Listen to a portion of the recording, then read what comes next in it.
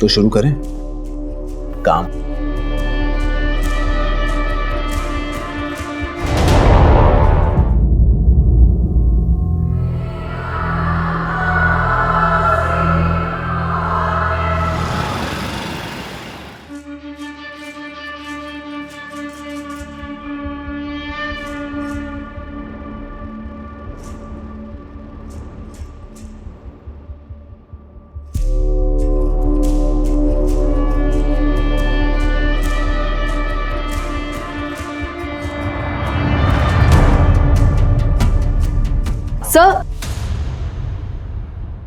Sir, we are going live in 50 seconds.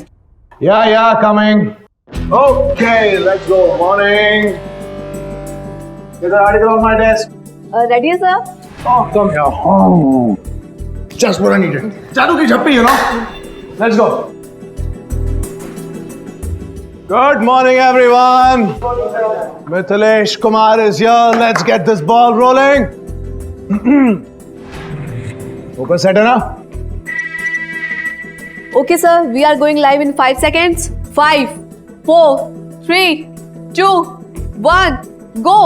Good morning, मैं हूं मिथिलेश कुमार और स्वागत है आपका सतर्क न्यूज चैनल में।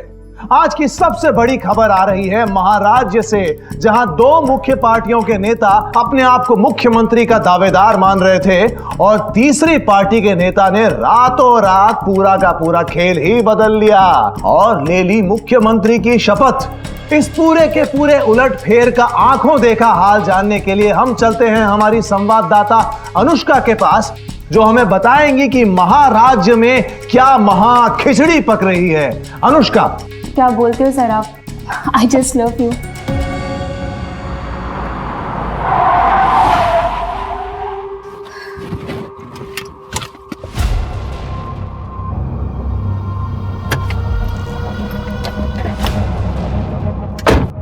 चलो फोन करना मुझे, कल बात करते हैं। बाय।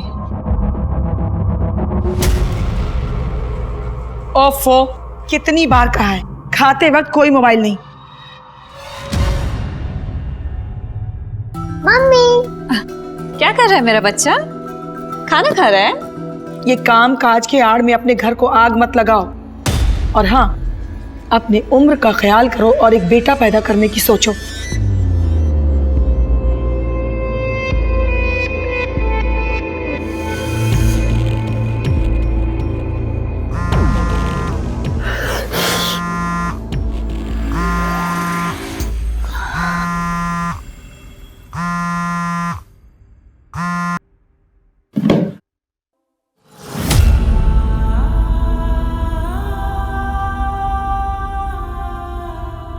मिथिलेश, मेरा शो कब शुरू कराओगे?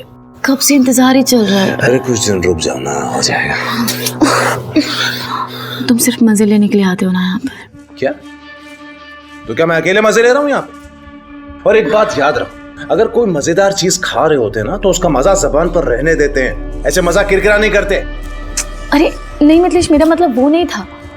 मैं सिर्फ इतना कह रही थी कि तुम ट्राई भी नहीं कर रहे हो और मैंने तुम्हारी हर ख्वाहिश पूरी की है ना। अरे छोड़ो यार, you anyway spoiled my mood. Mithilesh, It's half done. मेरी बात तो सुनो मिथिलेश।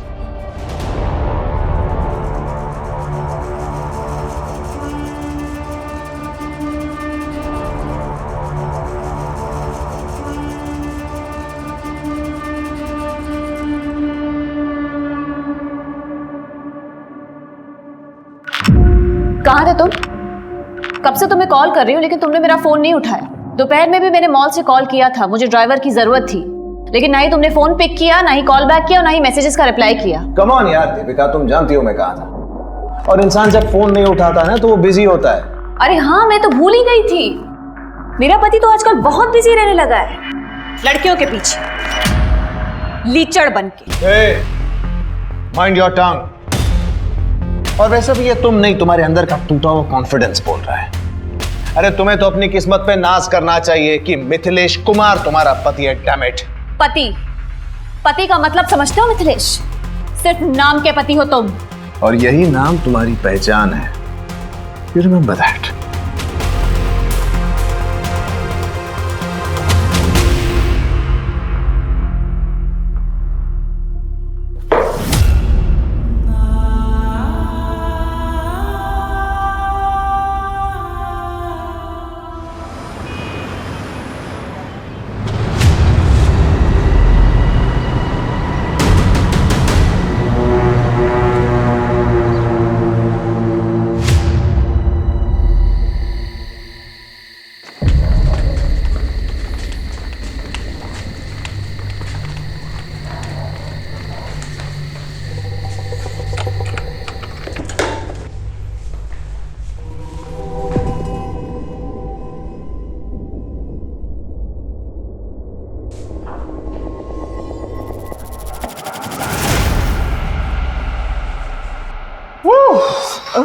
सर ये कल की न्यूज़ की अपडेट आ गई, आप एक बार बहुत देख काम हो लीजिए गया यार, घर जाओ. No one disturbs me tonight, okay?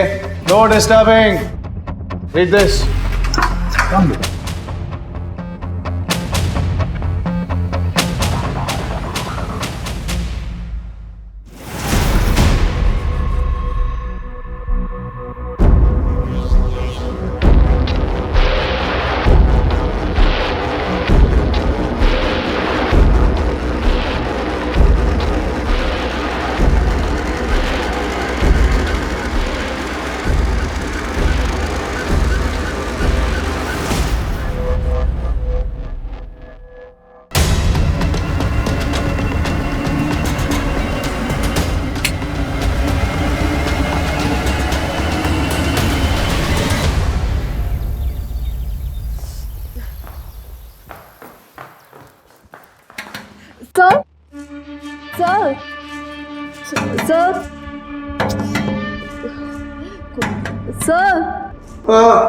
Sir आपके घर से कॉल आ रहा है, आपका फोन बंद है शायद.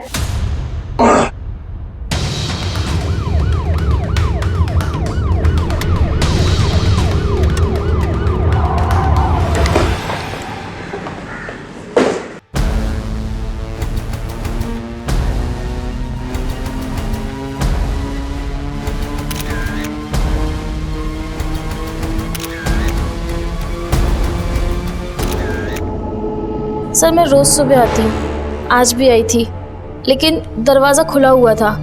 मैं अंदर आई तो माँ जी का दरवाज़ा बाहर से बंद था और माँ जी अंदर से ज़ोर ज़ोर से खटखटा रही थी. क्या हुआ? ये दरवाजा किसने बंद किया था? मिथिलेश, मिथिलेश, मिथिलेश. घर की डुप्लीकेट चाबी है ना तुम्हारे पास? हाँ सर, लेकिन उसकी ज़रूरत नहीं पड़ी ना, दरवाज़ा पहले से खुला हुआ था. घर में इतना कुछ हो गया और मुझे पता ही नहीं चला. जब सुबह में मेरी आंख खुली तो दरवाज़ा बाहर से बंद था. मैंने अपनी बहू को फ़ोन किया लेकिन उसका मोबाइल स्विच ऑफ था. फिर मैंने मिथिलेश को फ़ोन किया, उसका भी मोबाइल बंद था. फिर मैंने ऑफिस के लैंडलाइन पे पापा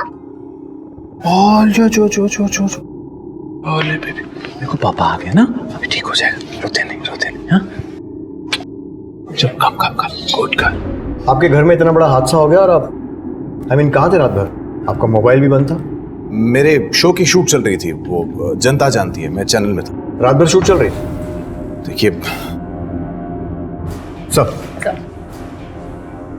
हाय मिथिलेश, मैं जानता हूँ आपके लिए बहुत दुख की घड़ी है, लेकिन एज यू नो हम पुलिस वालों को हमारा काम करना पड़ता है. जी हाँ सर, आपके ऑफिसर वही काम कर रहे थे. And to answer your question, जी हाँ सर, मेरी शूटिंग रात भर चल रही थी. मैं कोई सरकारी कर्मचारी नहीं हूँ या कोई 10 से 6 तक काम करने वाला आदमी नहीं. I am from media, that two news. हम 24/7 काम करते हैं.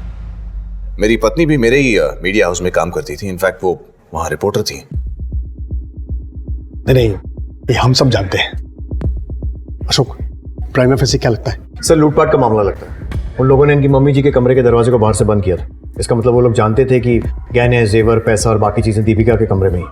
कोई फोर्स एंट्री भी नहीं है, तो किसी जानने वाले का हाथ भी हो सकता है. अच्छा, कौन हो सकता है? वो तो आप ही सोच के बताइए, आपको किस पे शक है? How would I know? ये तो आपकी स्टेटमेंट है. देखिए, जहां तक मैं जानता हूं, मेरे साथ काम करने वाला हर आदमी भरोसे के लायक है. विमला जी, आपने कोई आहट तक नहीं सुनी? जी नहीं सर. देखिए, आप में से किसी को भी मेरी कोई भी मदद की जरूरत हो तो मेरा नंबर ले लीजिए. लेकिन एक बात याद रखिएगा, किसी पर भी उंगली उठाने से पहले be very sure. Sir, if I may please. Yes sure, you must. पर एक मिनट, जी. आपके कमरे में जो भी सामान मिसिंग है, गहने या कैश, उसकी डिटेल लिस्ट बना के हमें दे जाइए. श्योर.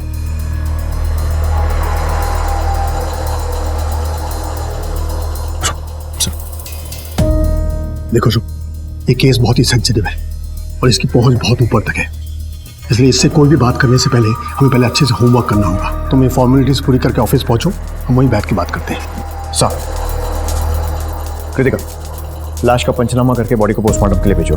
सर. और आसपास के सारे सीसीटीवी चेक करो, शायद किसी के फुटेज में वो चोर आते या जाते हुए कैप्चर हुए. और पड़ोसियों से पूछताछ करो, रात में अगर किसी ने कुछ देखा हो तो.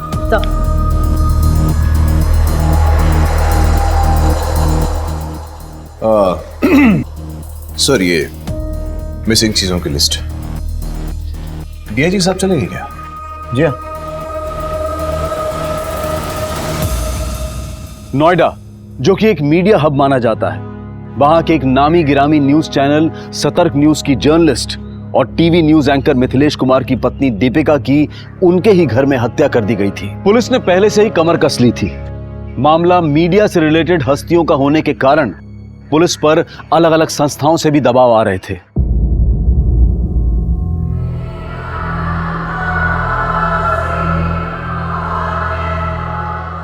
May I come in, sir? Come in.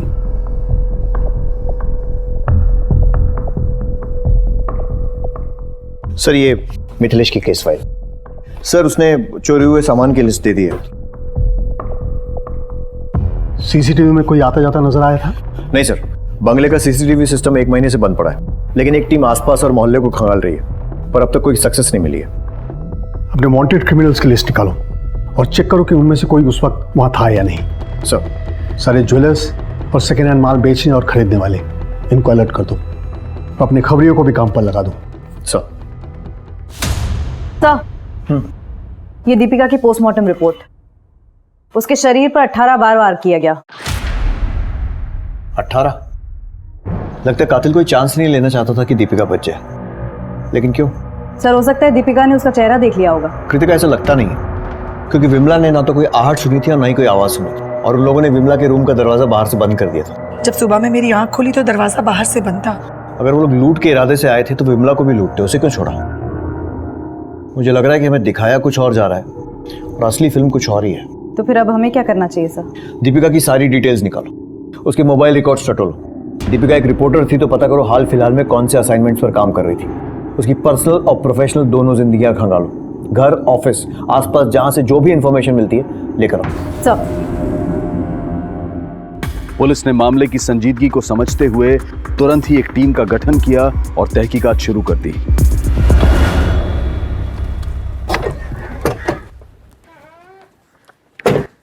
Sir, Deepika murder case में आसपास के लोगों से पूछताछ की।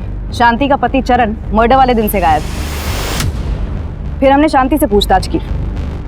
ये तो हम नहीं जानते मैडम कि अभी वो कहाँ है। कभी किसी कोयले की खदान पे काम करते हैं तो कभी किसी साइट पे। कब से गया है वो यहाँ से? अभी परसों ही गए हैं। पर दीपिका दीदी से उनका क्या लेना देना हो सकता है? मैडम, हम गरीब लोग हैं, बस पेट भरने की फिराक में ही उलझे रहते हैं। चरण अक्सर काम के सिलसिले में कई दिनों तक घर से गायब रहता है, लेकिन उसने कभी दीपिका के लिए काम नहीं किया, तो उसका गायब होना महज इत्तेफाक भी हो सकता है। कृतिका, ये बात भी ध्यान रखनी चाहिए कि घर की एक डुप्लीकेट चाबी शांति के पास भी थी। इस चरण की डिटेल्स निकलो, फोन लोकेशन भी ट्रैक करो, पता करो कि वारदात की रात को ये कहाँ पे था, और शांति पर भी नजर रखो। सरिता जी, क्या दीपिका की लाइफ में कोई प्रॉब्लम थी? क्या बताऊं मैं, दीपिका की सास विमला ने दीपिका पे पोते के लिए दबाव बनाया हुआ था। दीपिका टूट गई थी। ना मुझसे ढंग से बात करते हैं, ना मेरे साथ कोई संबंध रखा हुआ है। तुम ही बताओ ना माँ, कहाँ से पोता दूं मम्मी जी को?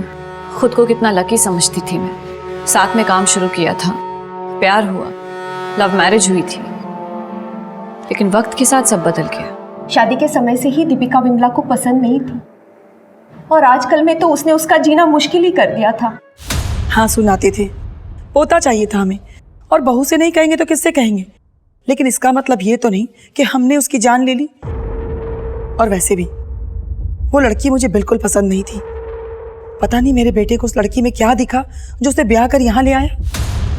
सर, चरण का फोन तो स्विच ऑफ आ रहा है। उसकी लास्ट लोकेशन नोएडा थी। एक टीम बनाकर उसके गांव नाथुपुर यूपी भेज दी।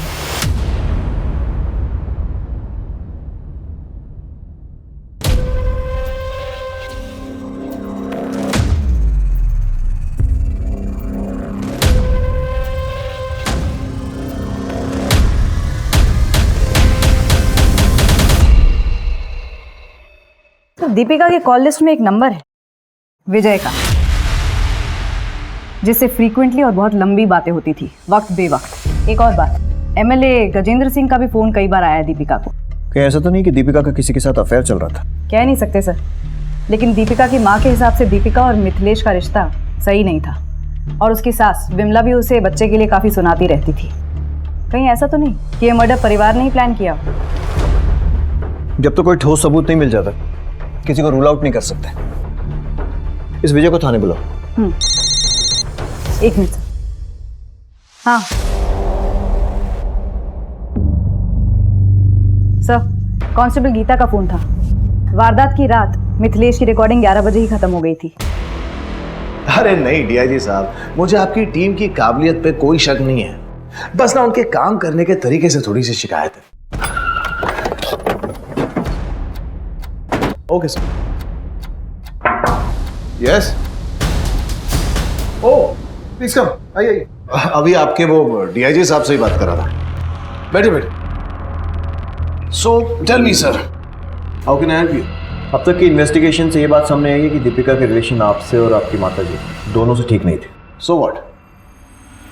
सर देखिए, मैं कोई सीन नहीं क्रिएट करना चाहता हूं, लेकिन आपको एक बात बता दूं, आप इस दुख की घड़ी में एक इनोसेंट फैमिली को बुरी तरह से हैरेस कर रहे हैं। हम किसी को हैरेस नहीं कर रहे, सिर्फ अपना काम कर रहे हैं। ये बताइए, उस रात को आपकी रिकॉर्डिंग तो 11 बजे खत्म हुई थी, तो फिर रात भर ऑफिस में क्या कर रहे थे? सर मैंने आपको पहले भी बताया, हम मीडिया वाले हैं, 24/7 काम करते हैं, दिन रात लगे रहते हैं, थक जाते हैं बहुत ज्यादा काम करके तो यही मेकअप रूम में आराम कर लेते हैं। उस रात मैं भी यही मेकअप रूम में आराम कर रहा था। घर तो पास में ही है ना? Yes sir. तो फिर रात भर ऑफिस में रुकने की कोई खास वजह? अब मैं किसी लड़की को लेकर घर तो जाऊंगा नहीं। हाँ, वो मेरे साथ ही थे। और इस बात का क्या मतलब निकालूं मैं कि तुम्हारा और मिथिलेश का अफेयर चल रहा है? नहीं सर, हमारा कोई अफेयर नहीं चल रहा है। एक्चुअली उन्होंने मुझे यहाँ रेकमेंड किया था और देखते देखते हम दोनों की बहुत अच्छी बनने लग गई थी। सर मैं क्या बोल रही थी, मेरा प्रोबेशनरी पीरियड ख़त्म हो गया है और HR से अभी तक कोई कंफर्मेशन नहीं आया है। सर दीपेश सर बोल रहे थे कि अगर आप बात करेंगे ना तो जल्दी कंफर्मेशन आ जाएगी।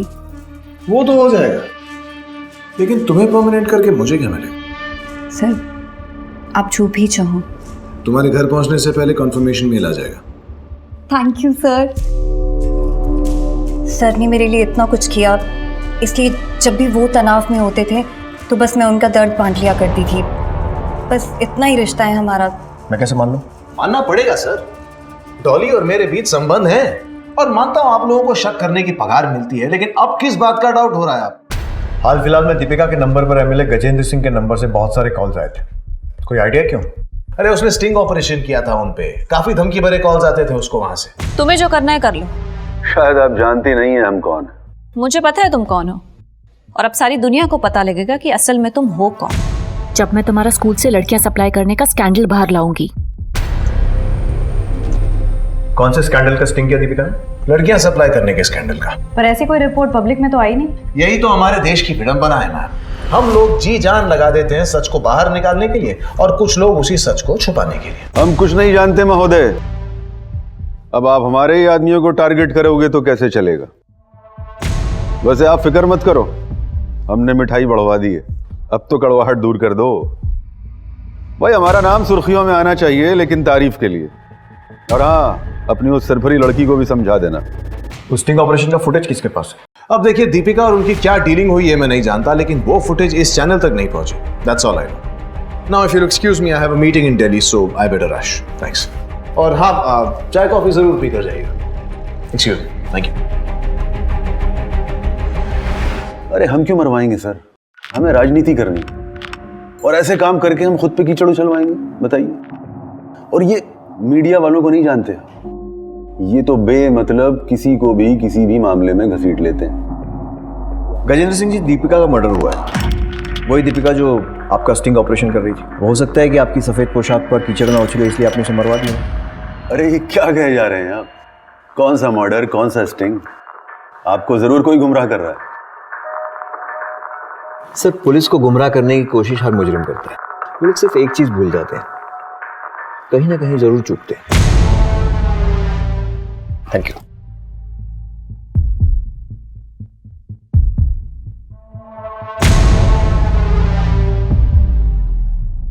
अगर वाकई में कोई स्टिंग ऑपरेशन हुआ है तो इस MLA ने दीपिका को खरीदने की कोशिश जरूर की होगी। हमें दीपिका के बैंक अकाउंट चेक करने चाहिए। सर, दीपिका सच को बेनकाब करने में लगी हुई थी। वो समाज के लिए कुछ करना चाहती थी। उसने पहले भी ये जिम्मेदारियां निभाई थी। क्या दीपिका इसी का कोई खामियाजा भुगत रही थी, या फिर इस निर्मम हत्या के पीछे का राज कुछ और ही था? गजेंद्र सिंह जैसे मोटे खाल का आदमी ये कभी नहीं कबूल करेगा कि उसने कुछ किया है। जी सर, सर हम लोग मिथिलेश पर भी नजर रखे हुए हैं। बड़ा अजीब केस है, ना पत्नी की मौत का गम है ना उसकी कमी खल रही है। मिथिलेश की माँ और दीपिका के बीच में भी बेटा पैदा करने को लेकर अनबन होती रहती थी। कुल मिलाकर दीपिका की फैमिली लाइफ डिस्टर्ब थी और बाहर से भी खतरा था। नो, ये गेस वर्क से काम नहीं चलेगा। हमें हाथ में ठोस सबूत चाहिए। अगर तुम्हें शक है तो मिथिलेश के ऑफिस की सीसीटीवी फुटेज चेक करो। सर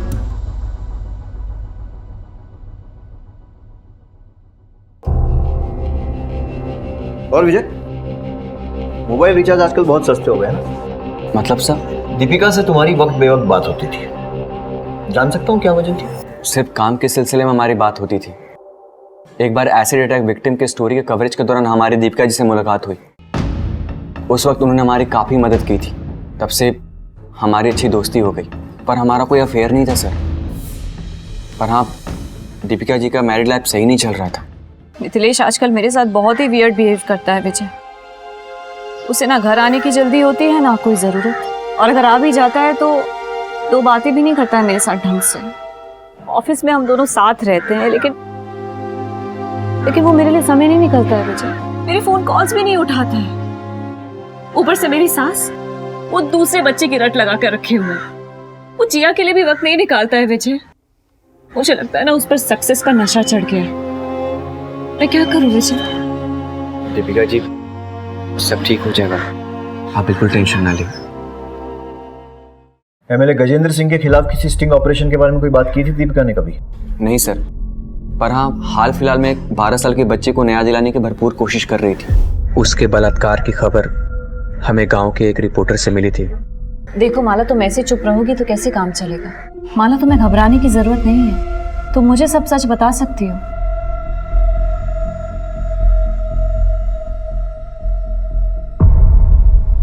बताओ माला। दीदी, गुड्डू भैया ने मेरे साथ जबरदस्ती की, पर मेरी बात मानने को कोई तैयार ही नहीं।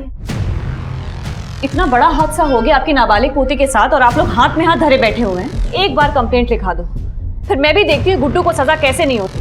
मैडम जी, आप गुड्डू के बारे में जानती हैं ना, उसके ऊपर विधायक जी का हाथ है। आपका क्या? आप तो लोग आगे चली जाओगी। उसके बाद हमको इसी गांव में रहना, इसी बिरादरी के साथ। हम इस पचड़े में नहीं पड़ना चाहते, हमें माफ कर दो बस। मेरी बात तो आप जाइए यहाँ से। सर, दीपिका जी ने उन्हें समझाने की बहुत कोशिश की थी ताकि वो कंप्लेन करें और हम उनकी हेल्प कर सकें, उन्हें न्याय दिला सकें, पर वो नहीं माने।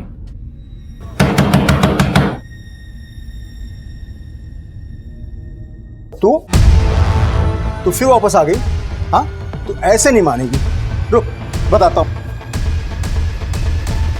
आखिरी बार चेतावनी दे रहे हैं, दोबारा इस गांव में दिखाई दी ना तो जान से जाएगी।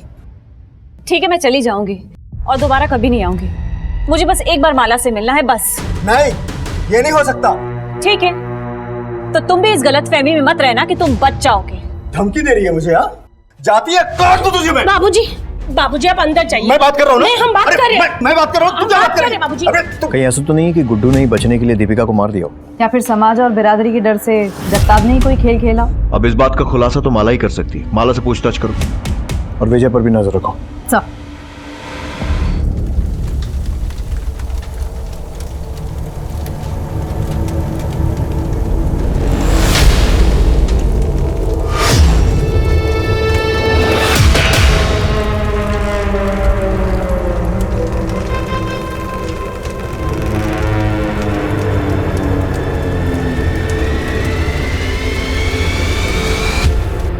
सब पूरी टीम ने दिन रात एक करके ये फुटेज निकाली है। ये नकाबपोश लोग इस गाड़ी में बैठकर रफू चक्कर हो गए। गाड़ी का नंबर निकालो और मालिक का पता लगाओ। चरण का कुछ पता चला? नहीं सर, लेकिन उसकी पत्नी पर नजर रखे हुए हैं और थानों को भी अलर्ट कर दिया है।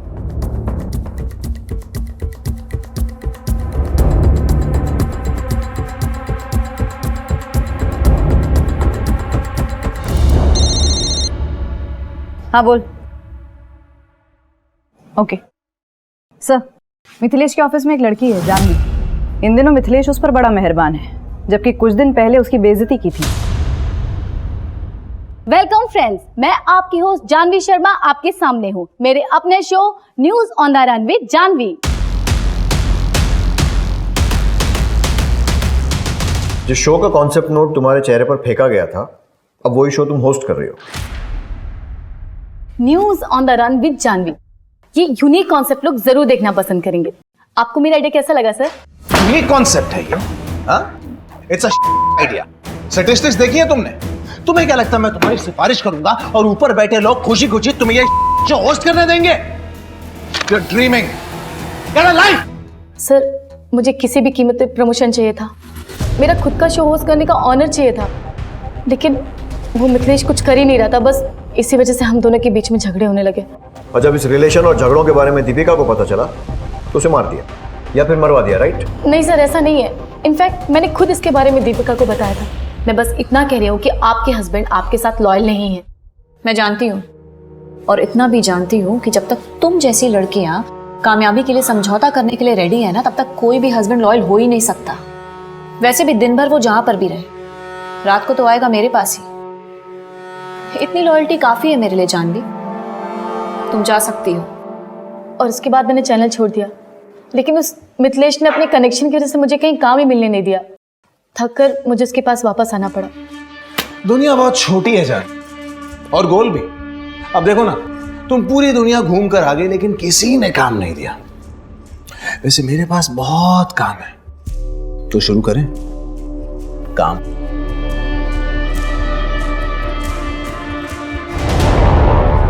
तुम्हारा चैनल छोड़कर जाना और फिर दीपिका की मौत के बाद वापस आ जाना। कहानी में यही एक ट्विस्ट है। काम तुम्हारा मिथिलेश के ऑफिस में था, लेकिन नजर उसके घर पर। वैसे भी कुछ पाने के लिए कुछ खोने, I mean, कुछ भी करने का तुम्हारा फंडा तो क्लियर है? नहीं सर, मैंने कुछ भी नहीं किया। वो हम तय करेंगे, जब तक हम ना कहें शहर छोड़ के मत जाना।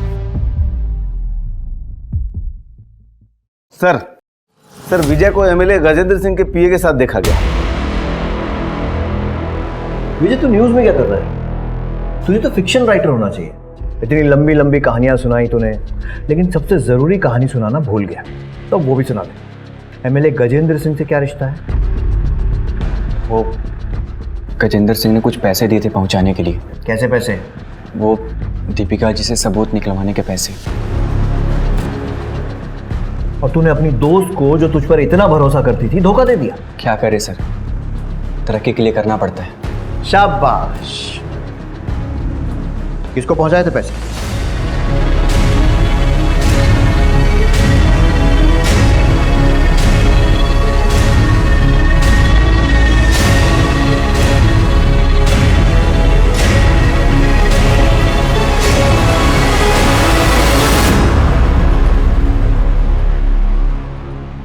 देखिए सर, ये बात छिपी नहीं है।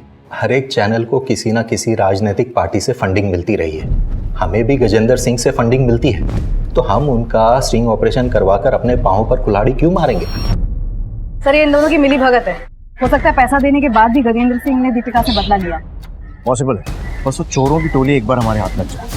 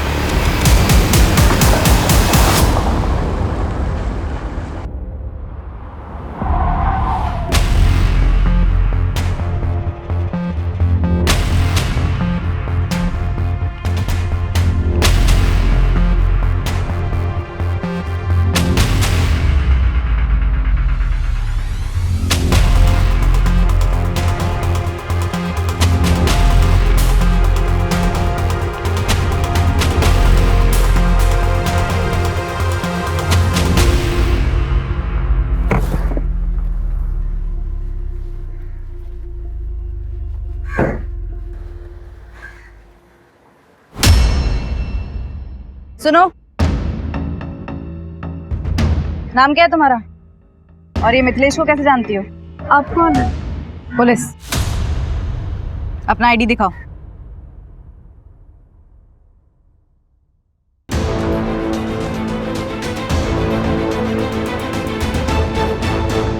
देखो कोमल, डरने की कोई बात नहीं। तुम्हारा बयान हमारे केस के लिए बहुत जरूरी है। मिथिलेश की वाइफ दीपिका का मर्डर हो गया है, इसलिए बिना डर बिना झिझक जो कुछ भी मैंने पूछा है बताओ। सर, वो मिथिलेश सर जब भी मुझसे मिलने आते मेरे लिए कीमती गिफ्ट्स लाते थे, मुझे भी अच्छा लगता था। लेकिन एक बार दीपिका मैम ने मुझे और मिथिलेश सर को साथ देख लिया था।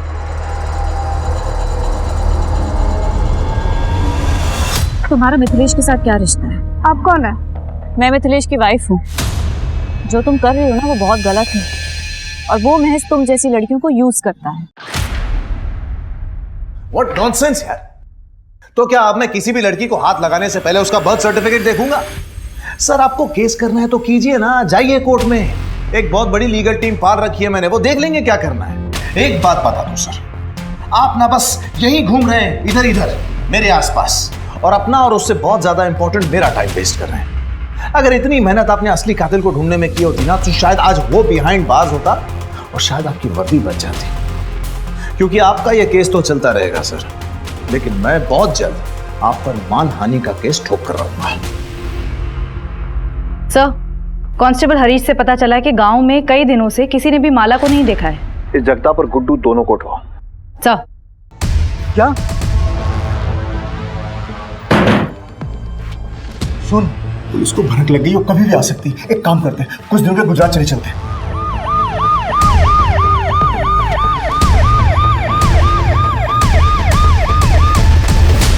जो डर था वही हुआ, पुलिस आ गई है। पुलिस आए तो ये मत बताना कि मैं इस घर में हूं।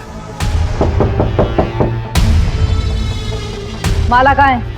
ओ, जगताप कहाँ है? एक उधर जाओ। अरे मैंने किया क्या? कि मैंने किया क्या? मुझे बताइए तो सही।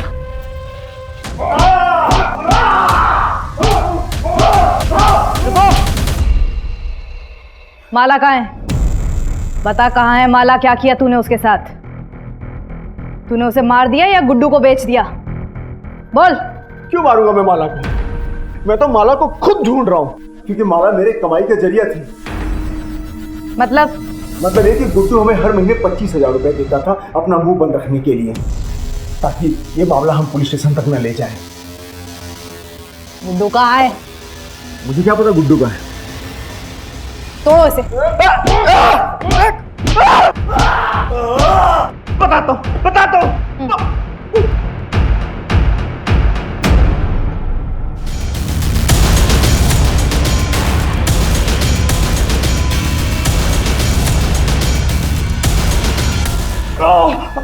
साहब मैं सच बोल रहा हूँ, मैंने माला का रेप नहीं किया साहब। और ना ही मैं किसी दीपिका को जानता हूँ, सब लोग झूठ बोल रहे हैं साहब। जगताप को किस बात के पैसे दे रहा था? हाँ?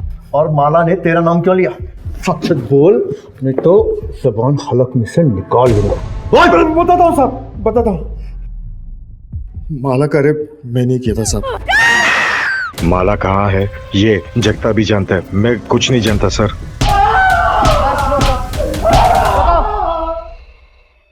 गुड्डू ने सब सच बोल दिया है। क्या किया तूने माला के साथ? कहाँ है माला?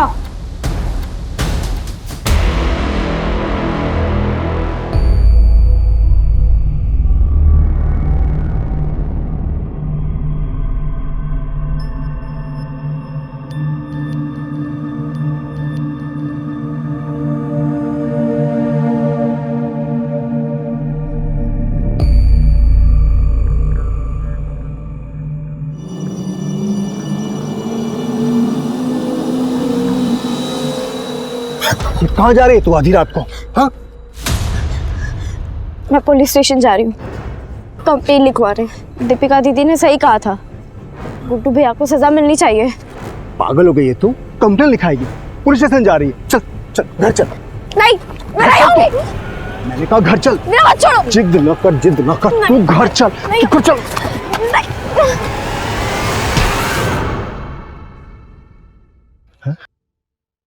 माला, माला,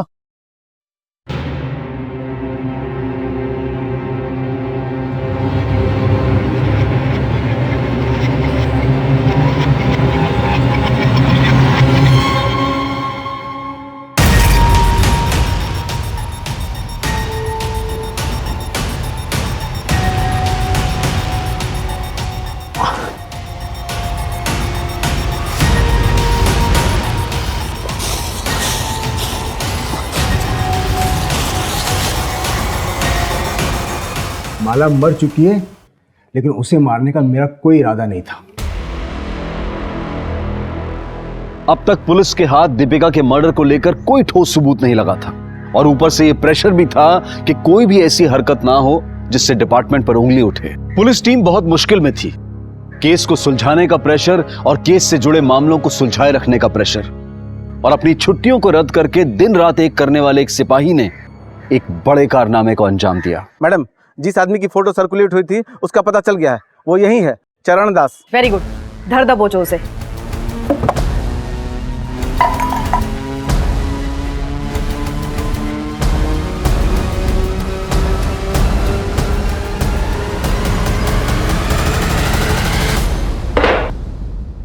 आपके चरण हमारे थाने में पड़े, हम तो धन्य हो गए। मैं कुछ नहीं जानता सर, मैं तो सिर्फ चोरी के इरादे से घर में घुसा था और चोरी करके बाहर निकल गया। वो मर्डर वर्डर मैंने नहीं किया सर। 2 लोग और थे ना तेरे साथ, नाम बताओ उनके।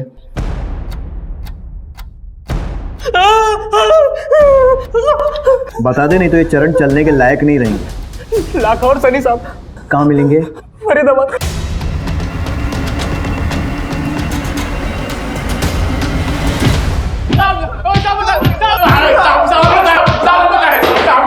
साहब मत मारो साहब, हम बताते साहब, हम तो चोरी के इरादे से वहां गए थे साहब। चरण ने तो हमें ये भी नहीं बताया था हम किसके घर जा रहे हैं। तो फिर दीपिका को किसने मारा? साहब, जब हम सामान लेके वापस जा रहे थे, चरण दोबारा अंदर गया था। तुम लोग निकलो, मैं आता हूँ बाद में। जाओ, चल निकल। साहब, बाद में पता चला मैडम जी की हत्या हो गई है। साहब, हम दोनों ने कुछ भी नहीं किया, जो भी किया उस चरण ने किया होगा। साहब, हम तो उसके आने से पहले सामान लेके वापस चले गए थे साहब। साहब, हमें माफ कर दो, हमने कुछ नहीं किया साहब। चलिए चलिए।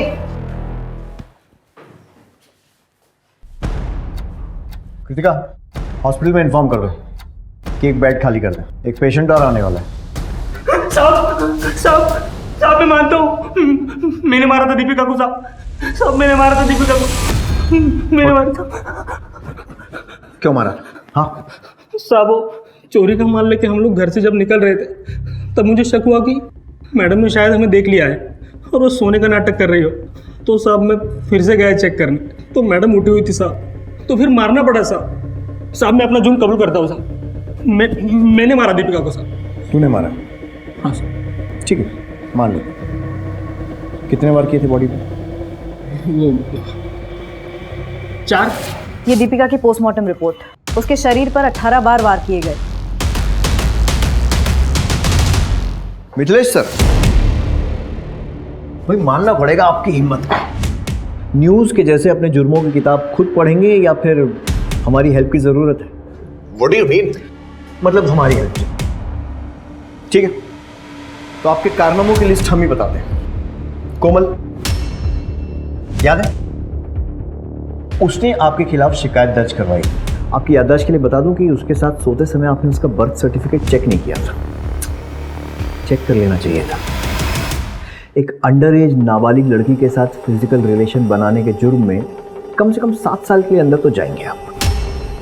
और अब सबसे ज़रूरी बात, 25 नवंबर की रात को 2 से 3 बजे के बीच, यानी 1 घंटा, अपना मोबाइल और अपनी गाड़ी ऑफिस में छोड़कर पीछे के रास्ते से पैदल कहाँ गए थे? मैं बता देता हूँ, अपने घर गए थे। 25 मिनट जाने के, 25 मिनट आने के, और बचे हुए 10 मिनट किसी की भी हत्या करने के लिए काफ़ी है। हमारी एक टीम पैदल चलकर तुम्हारे ऑफिस से तुम्हारे घर गई और वहाँ से वापस तुम्हारे ऑफिस आई 50 मिनट में। कैसा लगा हमारा होमवर्क? अरे क्या बकवास कर रहे हैं सर आप? बकवास नहीं, सबूत गवाह सब है हमारे पास। और तीसरी और सबसे अहम बात, चोरी के सामान की लिस्ट मंगाने पर लिस्ट 10 मिनट के अंदर हमारे पास आ गई। मिसिंग चीजों की लिस्ट। ऐसा कैसे पॉसिबल है कि बिना कहीं बैठे, बिना कहीं लिखे तूने लिस्ट बना दी? मतलब लिस्ट तेरे पास पहले से थी, है ना? घर का सीसीटीवी 1 महीने से बंद था और ऑफिस का सीसीटीवी सर्वर 6 बजे से। ये बता रहे हैं कि शाम 6 बजे से सुबह 9 बजे तक, यानी लगभग 15 घंटे के लिए ऑफिस का सीसीटीवी चल ही नहीं रहा था। प्लानिंग तो अच्छी थी, लेकिन तेरा ये जो मशहूर चेहरा है ना, इसी ने तुझे फंसा दिया। अरे मैडम, इनको कौन नहीं जानता है? ये तो मिथिलेश साहब हैं। ये साहब उस रात को 2 बजे के आसपास यहीं से गए थे और 3 सवा 3 बजे के आसपास वापस भी आ गए थे। लेकिन उस दिन अपनी कार से नहीं गए थे, पैदल ही गए थे। अरे क्या क्या बात कर रहे हैं साहब? उसने आपको कबूलनामा दिया ना, वो कौन है? वो चरणदास दिया है, लेकिन उसका तेरे लिए इतना वफादार होना ही तेरी बर्बादी का कारण बनेगा। कितने वार किए थे बॉडी में? 4। पोस्टमार्टम रिपोर्ट के हिसाब से दीपिका की बॉडी पर 18 वार किए गए थे। 18। छी, घिन आती है मुझे मिथिलेश, एक माइनर लड़की के साथ। क्या तुम नहीं चाहती कि तुम इस सबसे फ्री हो जाओ और तुम्हारी जैसी और भी लड़कियां उसके चंगुल में ना फंसे? बस तुम जब भी नेक्स्ट टाइम मुझसे मिलो ना, तो इस पेन कैमरा में सब रिकॉर्ड कर लेना।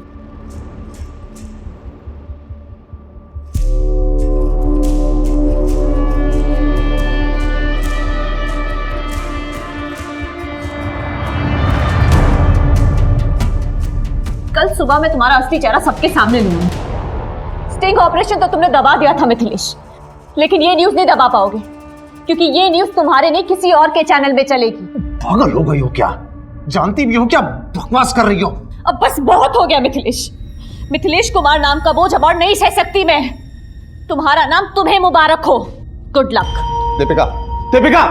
और फिर मैंने हमारी मेड शांति के हस्बैंड को हायर किया, चरणदास, वो चोरी का ड्रामा करने के लिए। मैंने उसे कहा था 2-3 लोग और ले ले ताकि वो चोरों की टोली वाली फील आए। मैं ना पकड़ा जाऊं, इसीलिए ऑफिस और घर के सीसीटीवी कैमरा को तो मैंने खुद ऑफ किया था। और सब प्लान के मुताबिक हुआ या नहीं, ये देखने जब मैं अपने घर आया तब चल काम हो गया। साहब, मैंने चोरी तो कर ली, लेकिन दीपिका मैडम को नहीं मार पाया। क्या? बच्ची सोई साबुन के साथ, हमारा दिल नहीं मानता। अरे वो कल सुबह उठ के बवाल मचाएगी, उसका क्या?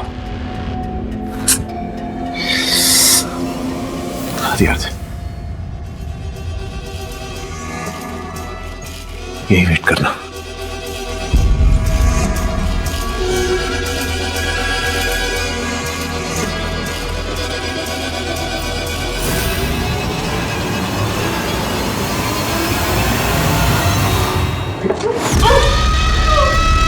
अगर पकड़ा गया तो जुर्म कबूल कर लेना। याद रखना, इतने पैसे दूंगा कि 7 पुश्ते बैठ के खाएंगे बेटा, ठीक है ना? अगर रिलेशन पसंद नहीं था तो डाइवोर्स ले लेता। ये सब करने की क्या जरूरत? मैं मिथिलेश कुमार हूं सर, मिथिलेश कुमार। अगर डिवोर्स देता तो तगड़ी आलिमनी देनी पड़ती मुझे। मैं तो खुद चाह रहा था कि वो मुझे छोड़कर चली जाए, लेकिन वो गई नहीं। और अब तू जाएगा जेल की सलाखों के पीछे।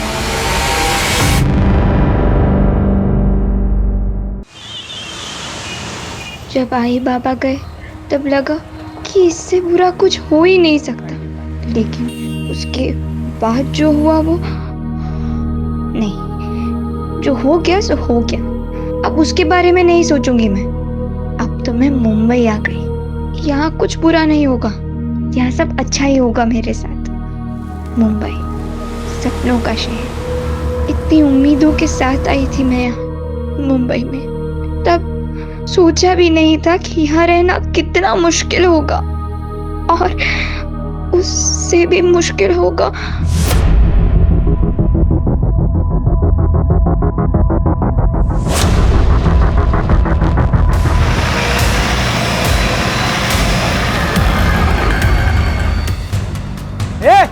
पीछे हटो। क्या लग रहा है? पीछे हटिए।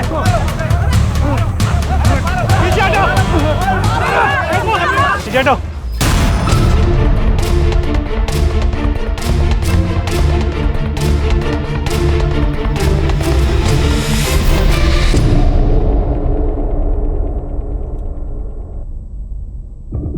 गौरी, डरो मत, ठीक ठीक बताओ कि हुआ क्या था।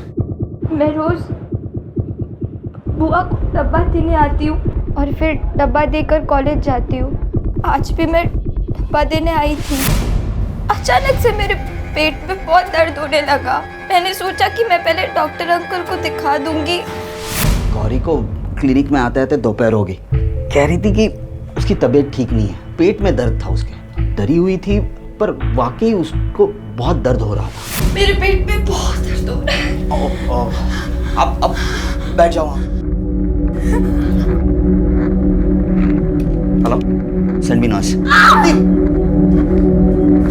गौरी, गौरी, अरे मैंने उसे बुलाने की कोशिश की पर वो रुकी नहीं। वैसे डॉक्टर अंकल अच्छे से बात करते हैं मुझसे, वो मुझसे पढ़ाई के बारे में भी पूछते हैं और आज तो वो मुझे अपनी बेटी की बुक्स देने वाले थे। मेरे पेट में बहुत दर्द हो रहा है। ओह, पेट में दर्द हो रहा है? साहब, मुझे इसी हालत में मिली थी। मैं समझ गई थी कि कुछ ऐसा वैसा हुआ। जब मैंने इसे पूछा तो उसने ये सब बताया। क्या किया तुमने गौरी के साथ? मैं पूछ रही हूँ क्या किया तूने? एक बच्ची का बाप होकर ऐसा गंदा काम करता है तू? मारो इसे पकड़ के। हाथ मत लगाओ। चल, क्या कर? मारो इसे।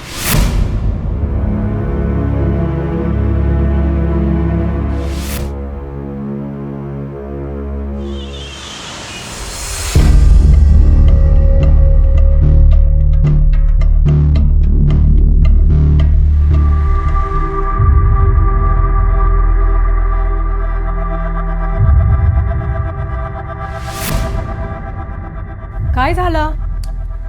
काही नाही झालं। वो एक्चुअली मैं लेट हो रहा हूँ, मैं निकलता हूँ अभी। तो इतना क्या जरूरी है कि बिना नाश्ता किए जा रहे हो? अरे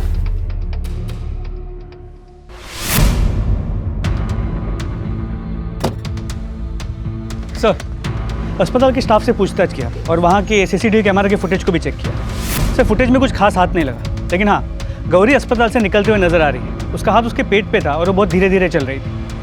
स्टाफ से पूछताछ में कुछ कंक्लूसिव नहीं मिला, सब मिक्स्ड बातें बता रहे हैं। सर, डॉक्टर शिरीष बहुत अच्छे हैं, वो सबकी बहुत हेल्प करते हैं। अगर वो नहीं होते तो शायद आज मैं डॉक्टर भी नहीं बन पाती। वो ऐसा कर ही नहीं सकते, इम्पॉसिबल है सर।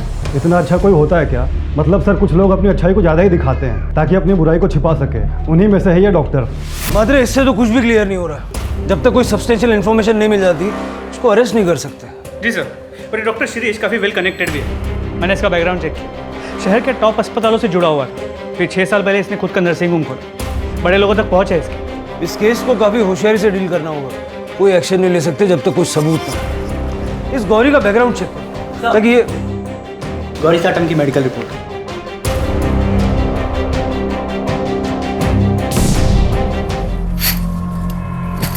बाबा, ये तुम क्या कर रही हो? मैं तुमसे बात कर रहा हूँ, ये सब क्या कर रही हो? मत करो ये सब। तो क्या करूं? पर्दे खुले रखूं? हाँ, सब लोग देख रहे हैं, तरह तरह की बातें कर रहे हैं।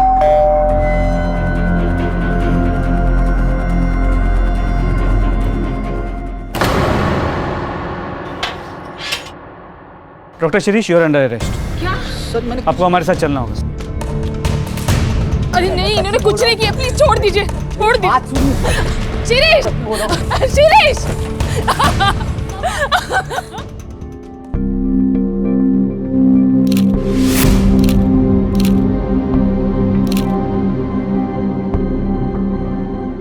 सर, वो लड़की झूठ बोल रही है। मैंने उसे हाथ तक नहीं लगाया। तूने उसे सिर्फ हाथ नहीं लगाया, उसका रेप किया। रेप? ये देख मेडिकल रिपोर्ट।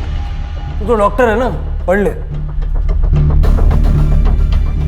सर, पर ये मैंने नहीं किया। लेकिन गौरी तो तेरा ही नाम ले रही है। वो झूठ क्यों बोल रही है यही नहीं समझ में आ रहा है सर। सर, कुछ तो गड़बड़ है, मुझे फंसाया जा रहा है। कौन फंसाया? किसी से कोई दुश्मनी है? गौरी तेरा ही नाम क्यों लेगी? हिमा। सर, गौरी की एक बुआ है, हिमा, वो ये सब कर सकती। वो जो तुम्हारे हॉस्पिटल में आया है वो? हाँ सर, 4 दिनों पहले उसे मैंने निकाल दिया था काम से। लेकिन जब गौरी के साथ ये सब हुआ तो वो वहाँ मौजूद थी। नोटिस पीरियड पे है सर। बहुत गुस्सा आया था उसे। गलती हो गई, सॉरी बोल रही हूँ ना सर, आगे से ऐसा नहीं होगा सर। ये सब तुम पहले भी बता चुके हो मुझे। सर सच्ची मैंने कुछ नहीं किया सर। झूठ मत बोलो, मुझे आर्ग्यूमेंट नहीं चाहिए। नहीं सर, प्लीज ऐसा मत करिए सर, काम चला गया तो बहुत प्रॉब्लम हो जाएगी। तो सर प्लीज ऐसा मत करिए सर, सर प्लीज। साहब, वो झूठ बोल रहा है, नाटक कर रहा है खुद को बचाने के लिए। मैं आलसी या लापरवाह नहीं हूँ। लापरवाह होती तो नर्सिंग लाइन में इतने साल तक टिकी नहीं रहती। साहब, नर्सिंग होम छोटा पड़ रहा है और स्टाफ ज़्यादा है और पगार नहीं बढ़ रही, इसलिए वो स्टाफ को निकाल रहा है। बड़ा ही कमीना आदमी है सर वो। मेरी भूल से बच्चे 2 दिन से कमरे में बंद है, शौक में। गलत तो हमारे साथ हो रहा है साहब। और आप हमसे ही सवाल पूछ रहे हैं। नहीं चाहिए मुझे ये सब, नहीं होता मुझसे। काश काश आई बाबा जिंदा होते तो ये सब नहीं होता। नफरत है मुझे इस जगह से, इन सब लोगों से, अपने आप से।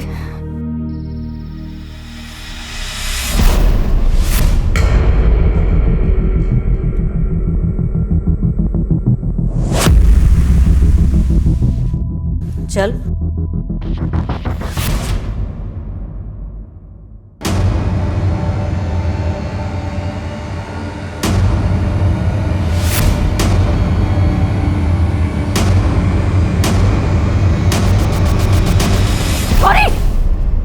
छोड़ दो, छोड़, क्या कर रही है?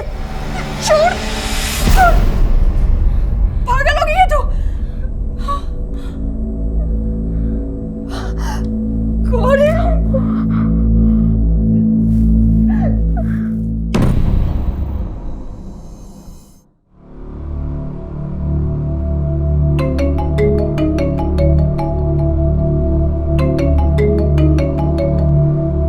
हाँ मंत्र सर, एक तरफ ये शिरीष हर बात को नकार रहा है और यहाँ है माँ।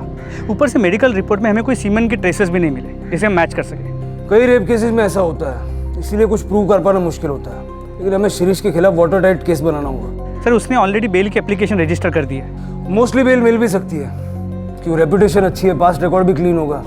जरा इस शिरीष के बारे में पूछताछ करो, अगर कुछ मिल गया तो ये केस पुख्ता हो जाएगा। जी सर।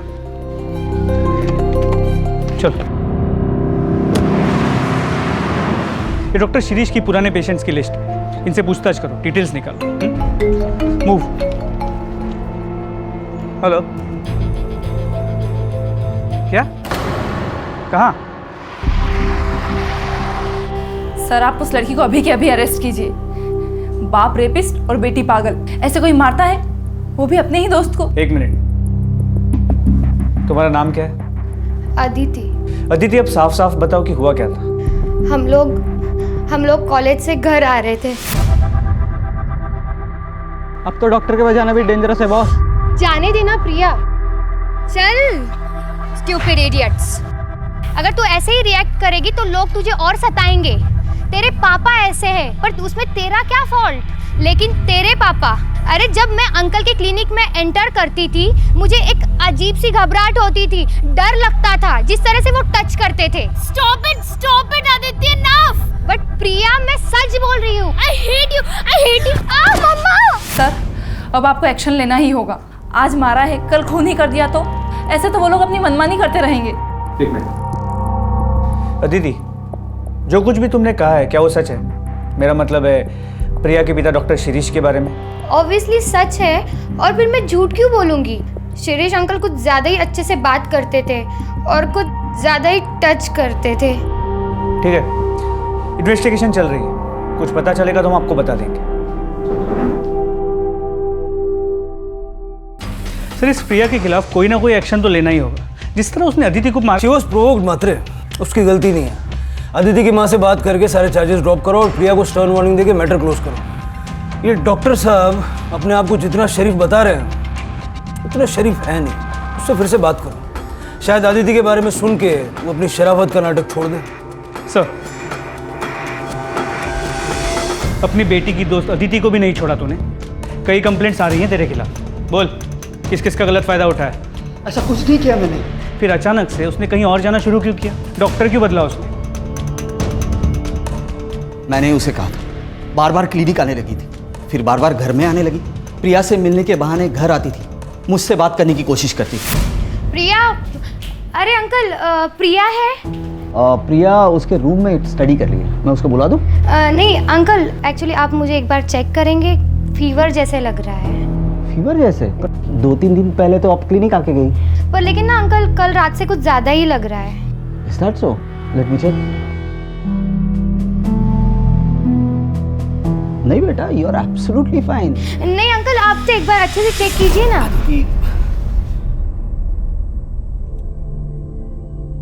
देखो अदिति बेटा, आई कैन अंडरस्टैंड, इस उम्र में ऐसा होता है, अपने से ओल्डर उम्र की आदमी की तरफ अट्रैक्शन होता है, खासकर तुम्हारी सिचुएशन में। पर बेटा यू हैव टू स्टॉप। आप बार बार क्लिनिक या घर में नहीं आ सकते। मैं कहाँ बार बार आती हूँ? आई डोंट, ऐसा कुछ है ही नहीं तो। Then it's good। मैं प्रिया को बुला देता हूँ। प्रिया नहीं, इट्स ओके, मैं उससे ना कॉलेज में बात कर लूंगी। Okay bye uncle. बस सर, वो लास्ट दिन था, उसके बाद ना ही वो घर आई ना ही क्लिनिक। ठीक है, लेकिन अगर इसमें से एक भी बात झूठ निकली ना, बहुत बुरा होगा। सर ये सब कुछ खत्म हो सकता है। आप सिर्फ मुझे एक बार गौरी से बात करने की इजाजत दे दीजिए। मैं उसे पूछूंगा क्यों झूठ बोल रही है। आई एम श्योर वो अपनी कंप्लेंट वापस ले लेगी सर।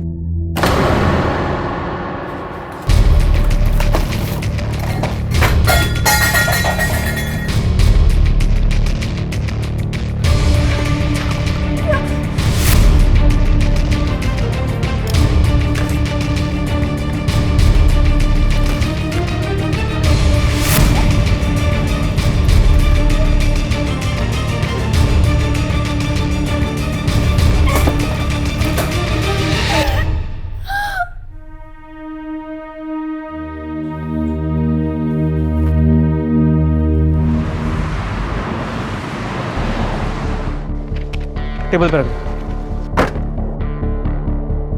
सर, डॉक्टर शिरीष अपनी वही बात दोहरा रहा है। 3rd डिग्री के बाद भी? जी सर, और बिना किसी डीएनए एविडेंस या कोई पुख्ता सबूत के उसकी बात को पूरी तरह झुठला भी नहीं सकते। आई नो, ठीक है, तुम कोशिश करते रहो। लड़की ने पूरे होशो आवाज में सीधा एक्यूज किया। मैटर सीरियस भी है और सेंसिटिव भी, और गौरी नाबालिग है तो पॉक्सो भी लागू होगा।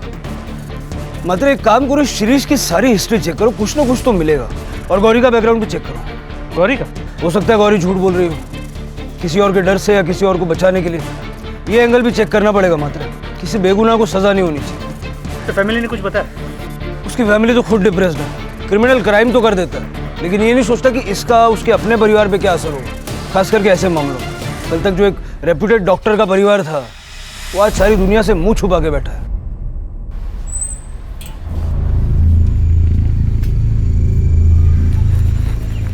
मिसेस रानडे, मुझे आपसे जरूरी बात करनी। मैं मिसेस रानडे नहीं हूँ। अरे प्रभा जी, एक मिनट सुन तो लीजिए, मैं क्या कहना चाह रहा हूँ। मुझे आपसे कोई बात नहीं करनी और मेरा इन सबसे कोई लेना देना नहीं है। अरे प्रभा जी भाई जी जल्दी, मुझे बहुत जरूरी बात करनी है। प्रभा जी, अरे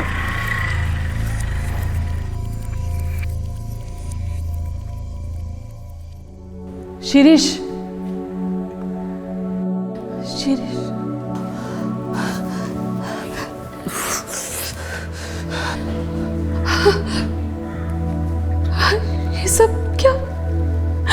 ये सब कब तक चलेगा? ये लोग क्यों तुम्हारे पीछे पड़े हैं? मुझे कुछ समझ में नहीं आ रहा। शिरीष, लेकिन कोई तो सॉल्यूशन होगा, कोई तो रास्ता होगा।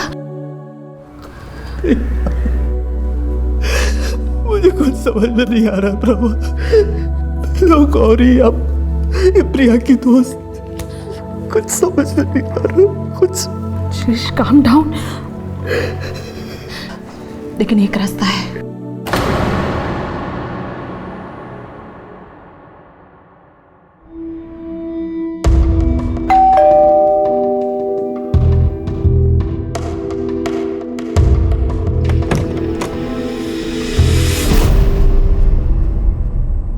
सर,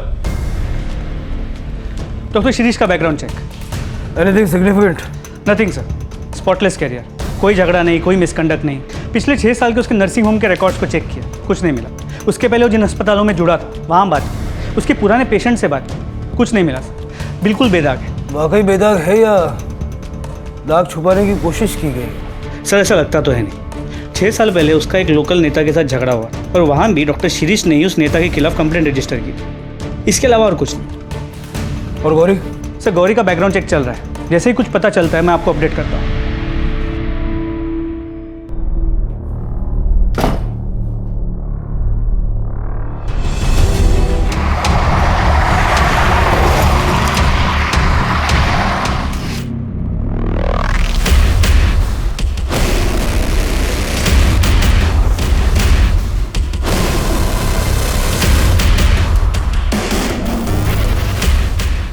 ये फोन किसका है?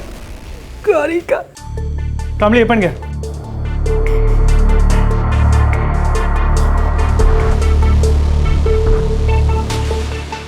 सॉरी, मैंने झूठ बोला। आपने हमेशा मेरी हेल्प की, कभी मेरे साथ कुछ गलत नहीं किया, लेकिन मैंने आपके बारे में झूठ बोला। अब मुझसे सहन नहीं होता। मैंने जो भी किया उसके लिए सॉरी। गौरी ने सुसाइड से पहले ये मैसेज भेजा डॉक्टर शिरीष के नंबर पे, जो फ़ोन हमारी कस्टडी में है। मात्र शौक में होने के बावजूद गौरी ने बहुत क्लियरली शिरीष पे रेप का इल्जाम लगाया था। वही लड़की अचानक सुसाइड। आपको लगता है कि ये सुसाइड स्टेज्ड है? सच पे पर्दा डालने के लिए, क्योंकि अगर वाकई शिरीष बेगुनाह है और किसी ने गौरी को उसका नाम लेने के लिए मजबूर किया है, तो आगे चल के गौरी उसके लिए खतरा बन सकती है। सर, उल्टा भी तो हो सकता है। हो सकता है डॉक्टर शिरीष गुनहगार हो और उसने अपने आप को बचाने के लिए गौरी को मरवा दिया और फिर गौरी के फ़ोन से मैसेज भिजवा दिया। मात्र ये सुसाइड है या नहीं, ये जाने बिना आगे बढ़ना मुश्किल होगा। पता चल जाएगा सर। गौरी की पोस्टमार्टम रिपोर्ट जल्दी आ जाएगी।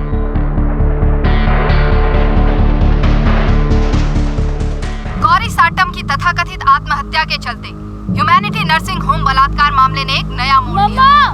मम्मा ये देखो। मौके वारदात पर मौजूद वरिष्ठ पुलिस कर्मियों ने ये आशंका जताई है कि आत्महत्या है या एक सोची समझी साजिश। डॉक्टर शिरीष रानाडे की फैमिली से संपर्क करने की सारी कोशिशें नाकाम रही। खुद पुलिस कस्टडी में डॉक्टर शिरीष रानाडे अपने आप को बेगुनाह होने का दावा कर रहे हैं। क्या हुआ? अरे मैं देख रही हूँ ना टीवी। प्रॉब्लम क्या है तुमको? प्रॉब्लम क्या है? ये प्रॉब्लम जो इतना जोर जोर से चला के रखती हो। वहाँ हॉस्पिटल में सारे पेशेंट्स और घर पर तुम। 2 मिनट चैन की सांसें तो लेने दो। 1 मिनट, क्या झाला का है तुम्हारा? मैं रोज देख रही हूँ तुम्हारा चक्कर वक्कर चल रहा है ना किसी के साथ। सच बताओ। हमारे साथ बात करना ही बेकार है। Leave it.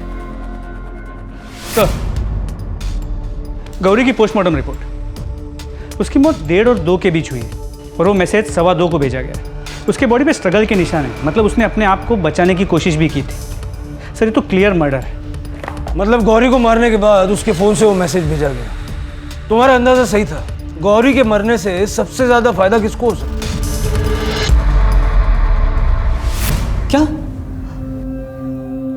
गौरी उसने अपने आप को क्यों कैसे हुआ सर ये सब कुछ?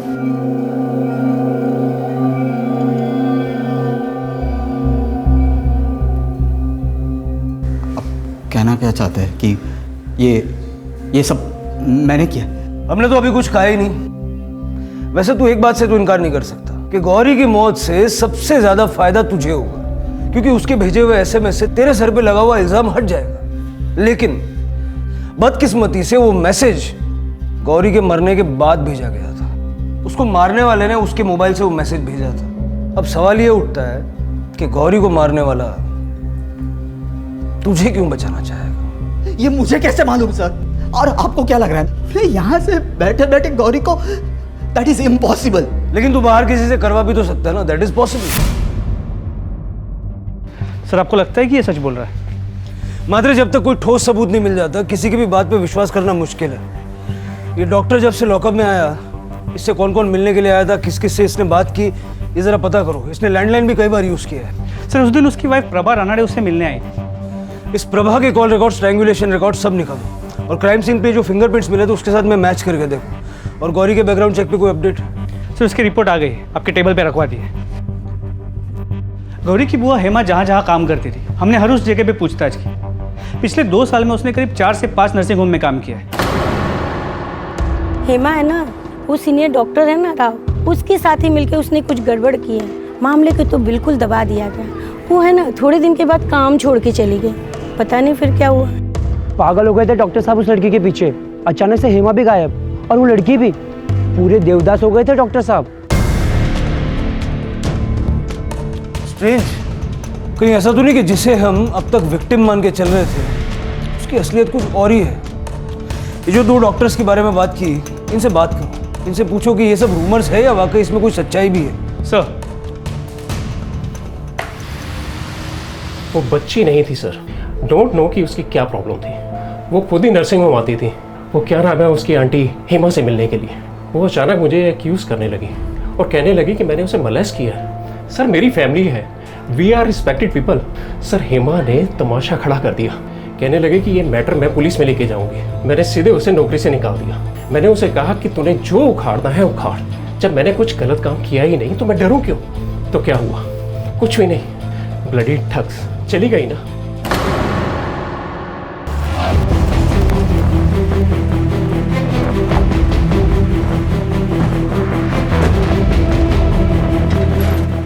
शिप्रा चलता हूँ मैं, शाम को लेट आऊंगा। डॉक्टर यतीन केलकर। जी सर। हम आपसे गौरी साटम के बारे में बात करने आए, जानते हैं ना उसे? हेमा ने आपके अस्पताल में तकरीबन कितने टाइम के लिए काम किया था? सर एग्जैक्टली तो याद नहीं है सर। हेमा तो याद है ना? जी सर। हेमा के साथ आपके अस्पताल में कोई प्रॉब्लम हुई थी क्या? हमने सुना है उसने आपका काम अचानक से छोड़ दिया था। क्या ये गौरी कभी आपके करीब आने की कोशिश करती थी? ऐसा तो कभी कुछ नहीं हुआ। अगर हुआ होता सर तो मुझे ज़रूर याद होता। और वैसे भी मैं स्टाफ से दूरी बना कर रखता हूँ सर। पर्सनली मैं ज़्यादा बातचीत करना पसंद नहीं करता सर। ठीक है, अगर और कुछ पूछना होगा तो हम वापस आएंगे। और अगर आपको कुछ याद आए तो ये मेरा नंबर है, इस पर फ़ोन करके बता दीजिएगा। एक नाबालिग लड़की की रेप और मर्डर का केस है, मैटर थोड़ा सेंसिटिव है। Okay sir.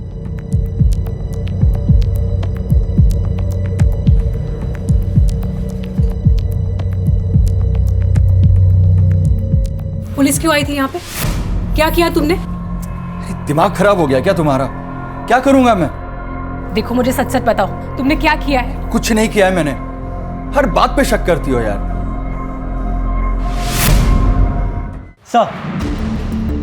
सर ये प्रभा रानाडे के कॉल रिकॉर्ड्स हैं।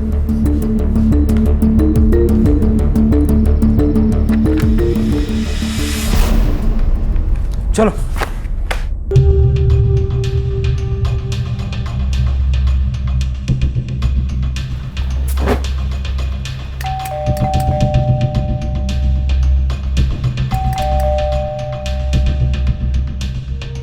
काकड़ी देखो जरा। डॉक्टर शिरीष रानाडे की फैमिली से संपर्क करने की सारी कोशिशें नाकाम। अंदर टीवी चल रहा है, आवाज आ रही है, लेकिन सब खिड़कियां दरवाजे बंद है, कुछ दिखाई नहीं दे रहा। Mrs Ranade, Mrs Ranade, police है, खोलिए दरवाजा। मिसेस रानडे, प्रिया।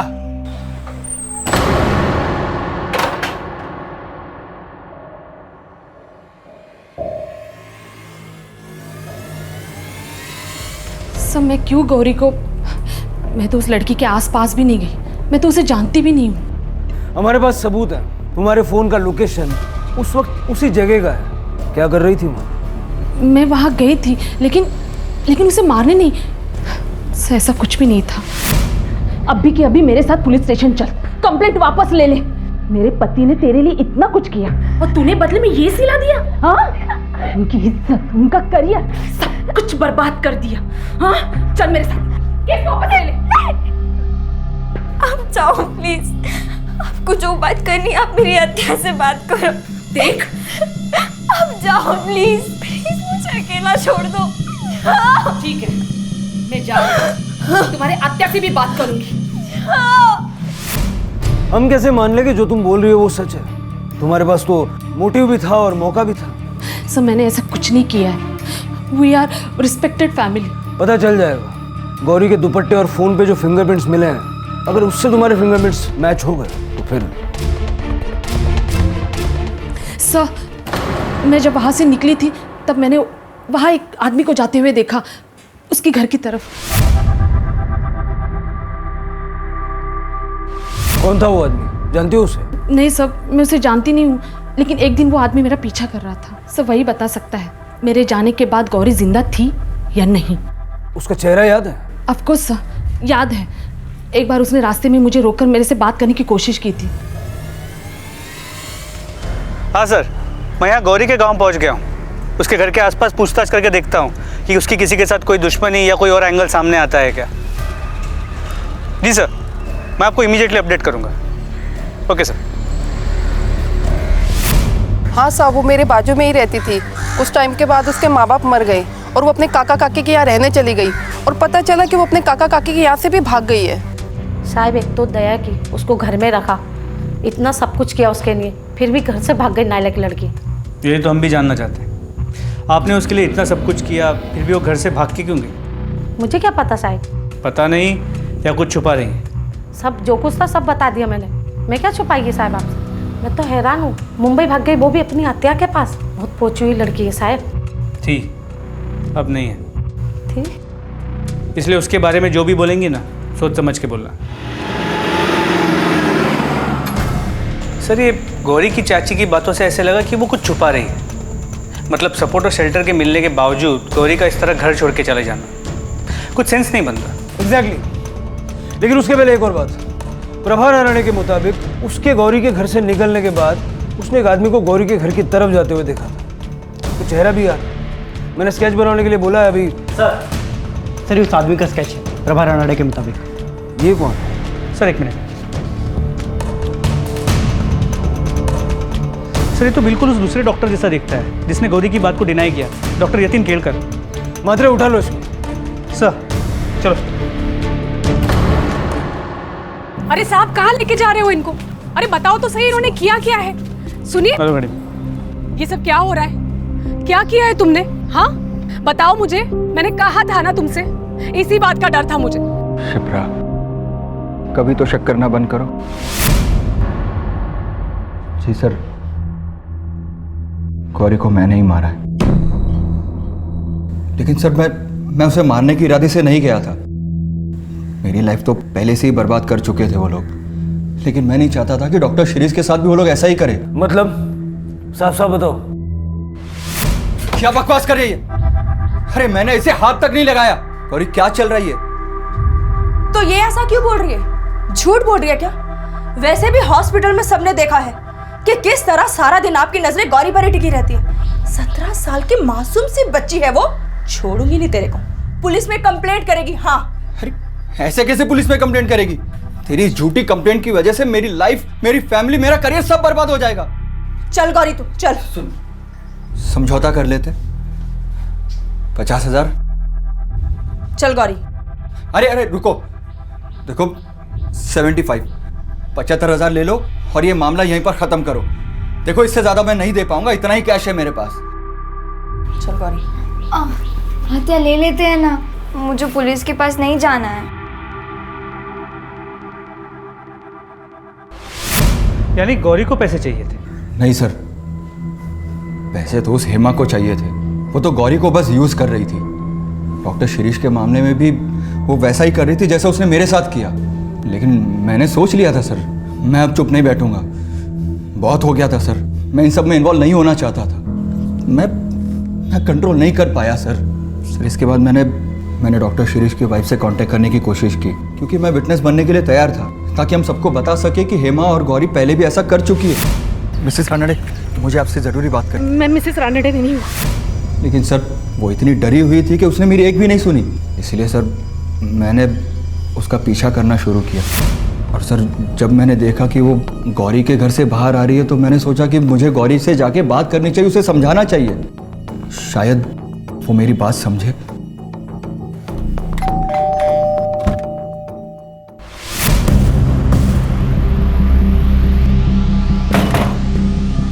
आप आते नहीं है, आप बाद में आना।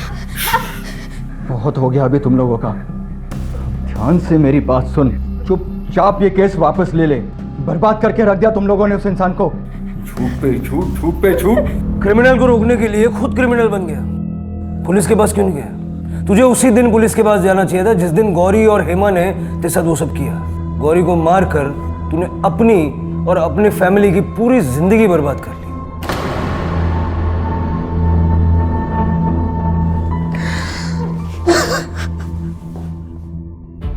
मतलब इस सब की मास्टरमाइंड हेमा है।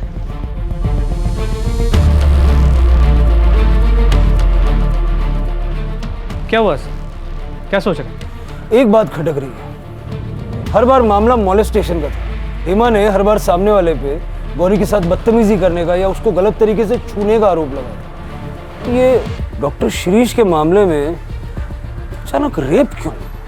हो सकता है इस बार वो ज़्यादा पैसे ऐंठना चाहती हो, या फिर ये भी हो सकता है कि शिरीष और हेमा के बीच में कोई अरेंजमेंट हो जो बैकफायर हो गया और बाद में दोनों के बीच में फूट पड़ गई। इतना तो कंफर्म है कि गौरी के साथ रेप हुआ था। मतलब यही पता करना कि ये रेप डॉक्टर शिरीष ने किया था या किसी और ने। इस केस में कई ऐसे सवाल हैं जिनके जवाब मिलना अभी बाकी है, और ये जवाब हमें मिलेंगे हेमा से, ले आओ उसे। सर सब झूठ बोल रहे साहिब। गरीब लोगों को बदनाम करना आसान होता है, हमने ऐसा कुछ भी नहीं किया। हेमा, तुमने इतने सालों में बहुत सारे अस्पतालों नर्सिंग होम में काम किया और इनमें से कई में गौरी के साथ ऐसा ही हुआ और हर बार इल्ज़ाम किसी ऐसे आदमी पे लगा जो किसी अच्छी पोस्ट पे हो, समाज में जिसकी बहुत इज्जत हो। तुम्हें क्या लगता है ये सब होते हुए किसी की नज़र में नहीं जाएगा कि कुछ गड़बड़ हो रहा है? देखो, यूजुअली हम औरतों के साथ ज़्यादा सख्ती नहीं करते, लेकिन इस बार मामला एक नाबालिग बच्ची के रेप और मर्डर का है, तो सच उगलवाने के लिए कुछ भी करना पड़ा तो करेंगे। आप क्या बोल रहे हैं साहिब? मैं अपनी साहिब, वो मेरी बेटी थी, मैं उसके साथ ऐसा क्यों होने दूंगी साहिब? बेचारी, मैं तो उसे देख भी नहीं पाई साहिब। कितना दुख हो रहा है मुझे।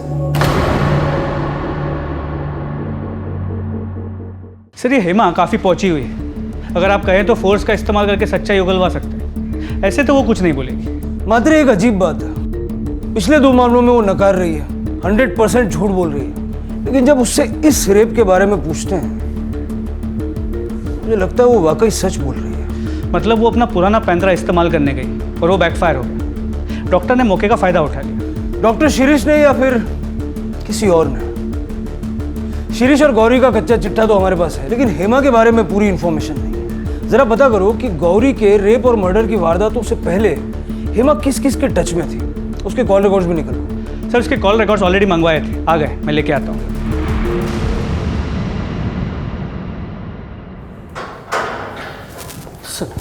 सर कुछ पता चला? इसे देख, इनमें से कोई नाम जान पहचान का लगता है क्या? ध्यान से पढ़। ये सर, ये नाम, ये नेता है। इसके खिलाफ मैंने 5-6 साल पहले कंप्लेंट की थी। क्यों? वही चक्कर सर, एक्सटॉर्शन। जब मैंने नया नर्सिंग होम खोला था तब ये पैसे मांगने आए थे। लो यहाँ से। पहले ही तुम्हारे खिलाफ पुलिस में कंप्लेंट कर चुका हूं मैं। यहाँ आसपास दिखाई भी दिए तो अंदर करवा दूंगा, समझे? चलो चलो। हाथ नहीं लगाने का। छोड़ूंगा नहीं तुझे, मैं छोड़ूंगा नहीं। सर सही कह रहे, मैंने रिपोर्ट चेक किए थे। और लोग वोट क्यों नहीं देंगे? क्या हुआ, हमने 8 साल में सड़क का काम पूरा किया है। लोगों को काम याद दिलाओ, 8 साल नहीं, ठीक है? साहब, वो पुलिस आई है। पुलिस? बाहर रुकने को बोलो। हमारा बाहर रुकने का वक्त खत्म और तेरा अंदर जाने का वक्त शुरू। क्या नाम है तेरा? क्या रही है सब? और बिना परमिशन अंदर कैसे आए? कंप्लेंट कर दूंगा तुम सबकी। चलो निकलो बाहर यहाँ से। बहुत पछताओगे तुम लोग। जानते नहीं किससे बात कर रहे हो तुम। 1 सेकंड में सस्पेंड करवा दूंगा, 1 सेकंड में। अब समझ में आया कौन हूं? तेरी पार्टनर ने सारा सच उगल दिया है, हेमा।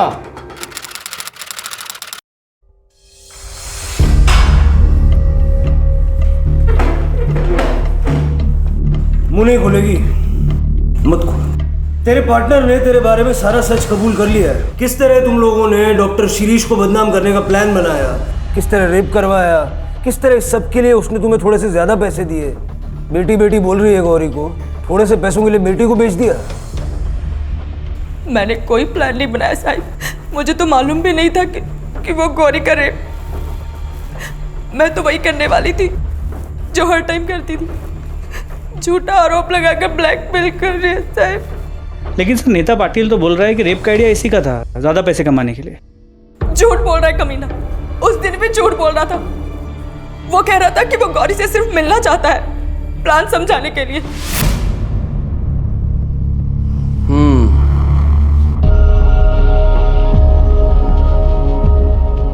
तो ये है वो, कर पाएगी ये? मतलब कि हो पाएगा इससे? इतना बड़ा तमाशा करने के लिए दम चाहिए। पहले भी तो कर चुकी है ना साहब। तुम जाओ, अकाउंटेंट को बोल दिया मैंने, पैसे ले लो। और सुनो, आधे मिलेंगे और आधे नर्सिंग होम बंद करवाने के बाद, ठीक है?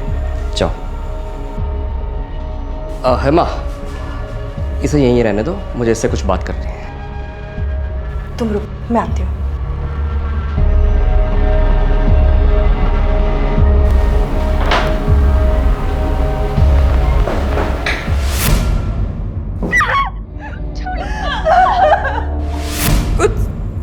समझ ही नहीं आया साहब, मतलब मैं क्या करती।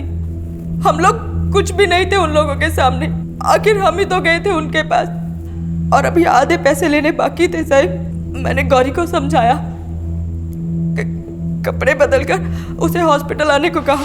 मेरे पेट में बहुत दर्द हो रहा है। मैं नर्स दीदी को बुलाता हूँ। नर्स को भेजो मेरे केबिन में जल्दी।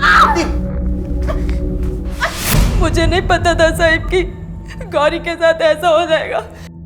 अनाथ बच्ची, मेरे ऊपर जिम्मेदारी थी साहब उसकी, मुझ पर विश्वास करती थी वो।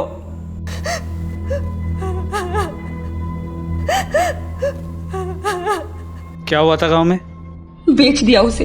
उसके काका काकी ने पैसे लेकर एक बड़ी उम्र के लड़के के साथ शादी करवा दी उसकी।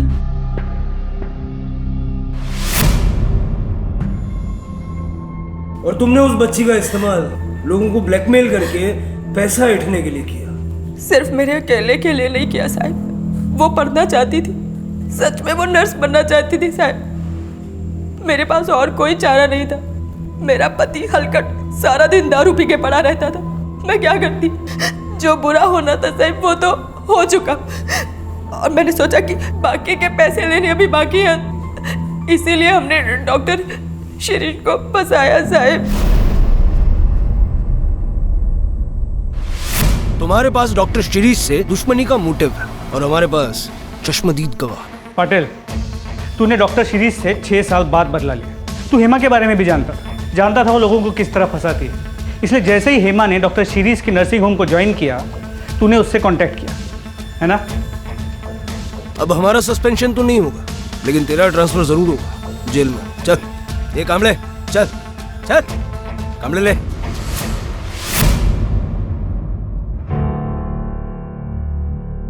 डॉक्टर शिरीष, देखिए कभी कभी जस्टिस को पाने के लिए हमें कई ऐसे कदम उठाने पड़ते हैं जो बाद में गलत साबित होते हैं। ये भी उन्हीं में से एक था। जो कुछ आपके साथ हुआ उसे तो हम बदल नहीं सकते, but we apologise. That's okay sir. आप लोग अपना काम कर रहे थे, मेरी भी बेटी है। कल उसके साथ कुछ ऐसा ही हो जाता है तो मैं आपसे यही उम्मीद करूंगा कि आप अपना फर्ज निभाएं।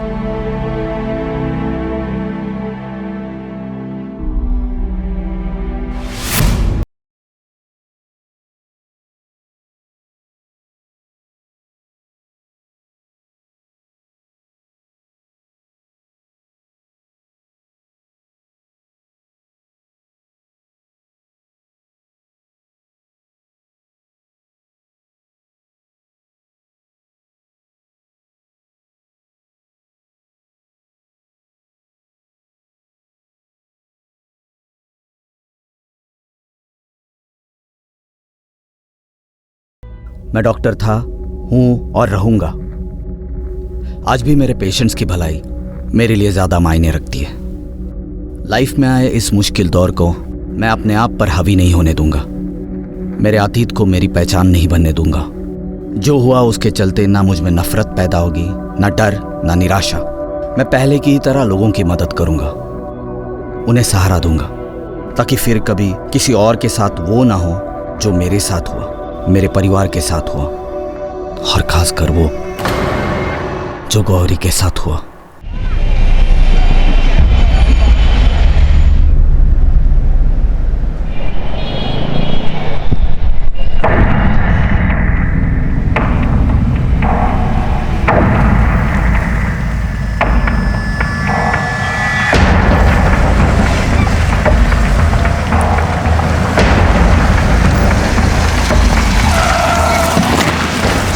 यही लोकेशन।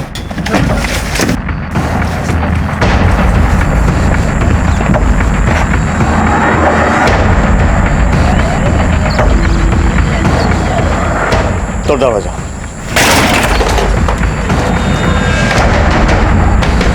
दोनों को तरफ ढूंढो।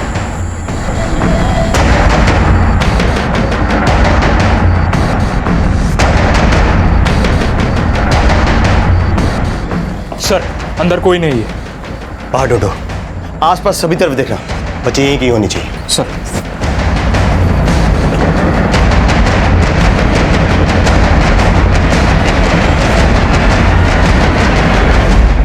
नमस्कार, आदाब। क्राइम पेट्रोल डायल 100 में आप सबका स्वागत है। जब बच्चे किसी अपराध का शिकार होते हैं या नासमझी में उनसे कोई अपराध हो जाता है तो ये दोनों ही स्थितियां काफी सेंसिटिव होती हैं, क्योंकि हम सब ये मानते हैं कि बच्चे परिवार, समाज और हमारे देश का भविष्य होते हैं। ये केस बच्चों के कुछ ऐसे ही चिंताजनक पहलुओं से जुड़ा हुआ था, लेकिन ये बच्चे थे कौन? क्या ये पुलिस से छिप रहे थे या फिर किसी ने इन्हें छुपा कर रखा हुआ था?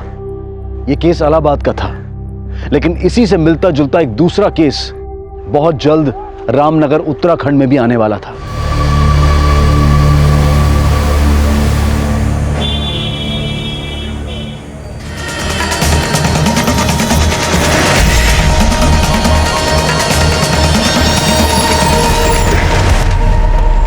सर, बॉडी एक लकड़ी काटने वाले ने देखी थी। विदेशी महिला की लाश है। चलो पीछे हो जाइए, पीछे हो जाइए। सर, पहचान ना पता चले इसलिए बॉडी को जलाने की कोशिश की गई है, लेकिन बारिश होने के कारण बॉडी पूरी तरह से जली नहीं है। आसपास और कोई क्लू मिला जिससे इसकी कोई पहचान हो सके? नहीं सर, फिलहाल तो कुछ नहीं मिला।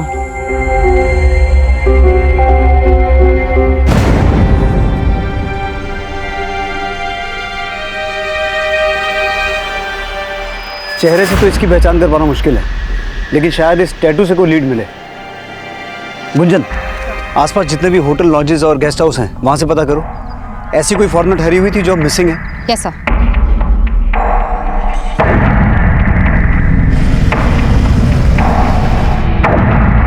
जल्द ही उस अज्ञात महिला की पहचान में जुट गई जिसके विदेशी सैलानी होने का अनुमान लगाया जा रहा था, लेकिन इस वक्त इस महिला की पहचान की कोई लीड नहीं मिल पाई थी और उसकी हत्या का एक केस ऐसे कई और अपराधों से भी जुड़ने वाला था जिसमें इंसानियत की हदें भी पार की जा चुकी थी। खोल लो, खोल, ऐसे भी था, खोल, अरे खोल ना। सर, जिस औरत की लाश हमें जंगल में मिली, ये उसका पोस्टमार्टम रिपोर्ट। सर, उस लड़की की मौत हमें लाश मिलने से एक रात पहले सांप के जहर से हुई है। सांप का जहर? हाँ सर, लेकिन सर उसकी पूरी बॉडी में कहीं पे भी सांप के काटने का कोई निशान नहीं है। सर, पोस्टमार्टम रिपोर्ट के मुताबिक उसके नेक में सिरिंज घुसा के उसकी पूरी बॉडी में स्नेक पॉइजन इंजेक्ट किया गया था। लेकिन इस लड़की को इस तरीके से सांप का जहर देकर मारा गया, इसके पीछे किसी का मकसद क्या हो सकता है? सर, वो तो तभी पता चल पाएगा जब उसकी पहचान हो पाएगी। सर, आसपास के सारे होटल्स, लॉजेस, रेस्टोरेंट सब जगह पूछताछ की, लेकिन कहीं से कोई क्लू नहीं मिला। इस पोस्टमार्टम रिपोर्ट के मुताबिक उस लड़की की उम्र कितनी थी? सर, 20 से 25 साल। 20 से 25 साल। गुंजन, उन होटल्स और लॉजेस में से ये पता करो कि हत्या के कुछ दिन पहले के दिनों में 20 से 25 साल की कोई विदेशी लड़की जिसके हाथ पर इस तरह का टैटू हो, उसने वहां से चेकआउट किया था।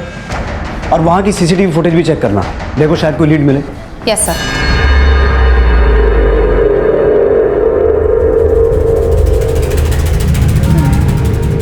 बच्चे जिस माहौल में पलते बढ़ते हैं उनकी सोच और समझ भी वैसे ही बनने लगती है।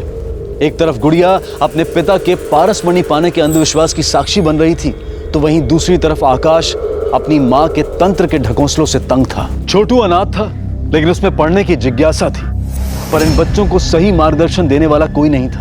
पर इनके दुख, तकलीफ और मजबूरी का फायदा उठाने वाले कई थे। आसपास की पूछताछ में पुलिस को एक रिवरव्यू नाम की लॉज से एक विदेशी महिला के ठहरे होने की जानकारी मिली, जिसका नाम मार्था था और जिसकी बाह पर बिल्कुल वैसा ही टैटू था जैसा कि टैटू उस विदेशी महिला की बाह पर था जिसकी लाश उन्हें जंगल में मिली थी।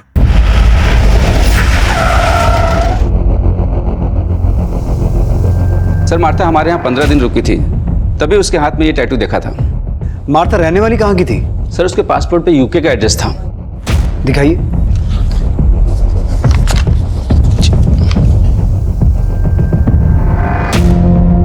सर, चेकआउट करने के बाद वो देहरादून जाने वाली थी। देहरादून की लॉज की बुकिंग भी मैंने ही कराई थी, लेकिन मैंने अभी पता किया मार्था ने उस लॉज में चेक इन किया ही नहीं। सर, हमें जिस लड़की की लाश मिली वो देहरादून हाईवे के पास वाले जंगल से ही मिली थी।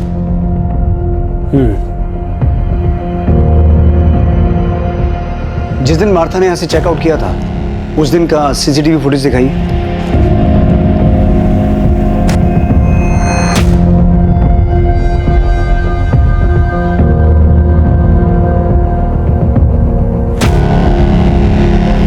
सर, ये टैटू तो बिल्कुल वैसा ही है। सर, हो सकता है यही मार्था हो। आपने कहा यहाँ से चेकआउट के बाद वो देहरादून जाने वाली थी, तो देहरादून जाने के लिए उसने कोई कैब बुक की थी? जी नहीं, यहाँ से उसने कोई कैब बुक नहीं किया था। हो सकता है वो बस से गई हो। कुमार, जिस दिन मार्था ने यहाँ से चेकआउट किया था उस दिन रामनगर से देहरादून जाने वाली सभी बसों और कैब्स की डिटेल्स निकालो, उनके ड्राइवर और कंडक्टर से पूछताछ करो। सर। गुंजन, तुम यूके एम्बेसी में मार्था की डिटेल देकर यह पता लगाने की कोशिश करो कि जब हमें वो लाश मिली थी उसके बाद से मार्था अपने किसी रिलेटिव के टच में थी। इससे हमें यह पता चल जाएगा कि जो डेड बॉडी हमें मिली वो मार्था की थी या किसी और की। Yes sir. आपने कहा कि मार्था आपके यहाँ 15 दिन रुकी थी, उस दौरान उससे कोई मिलने आता था? सर, हमारे लॉज में यूके के और भी गेस्ट रुके हुए हैं, हमने उनको आपस में बात करते हुए देखा था। पुलिस ने जब उन विदेशी पर्यटकों से बातचीत की तो सामने आया कि मार्था उन विदेशी पर्यटकों के देश से तो थी, लेकिन मार्था से उनकी मुलाकात भारत में ही हुई थी। और उनसे की गई पूछताछ से यह संभावना और पुख्ता होने लगी कि जो लाश पुलिस को मिली थी वो मार्था ही होगी। पुलिस हर तरह से उस अपराध का पता लगाने की कोशिश कर रही थी जो मार्था से जुड़ा हो सकता था, लेकिन इस वक्त कोई लीड नहीं थी। और यह सवाल भी उठ रहा था कि अगर एक विदेशी महिला की हत्या लूट और चोरी के इरादे से भी की गई हो तो उसे मारने के लिए उसकी बॉडी में सांप का जहर क्यों इंजेक्ट किया गया, और उसकी बॉडी को जलाने के पीछे अपराधी की क्या मंशा थी। सर, मैंने मार्था की डिटेल्स यूके एम्बेसी में मेल कर दी है। अब अगर वो मार्था ही है तो लॉज के मैनेजर का फोन आया था, वो बोल रहा था उसे स्टाफ से पता चला है कि मार्था के चेकआउट करने के अगले दिन एक बच्चा लॉज में गया था। बच्चा? हाँ सर।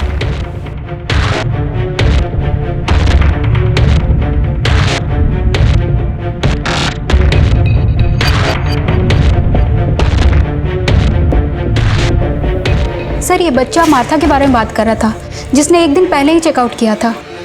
सर, मैं इस बच्चे को जानती हूँ, ये रसौली मार्केट में फूल बेचता है। सर, इस बच्चे को मार्था के साथ एक बार मैंने लॉन्च में बात करते भी देखा था।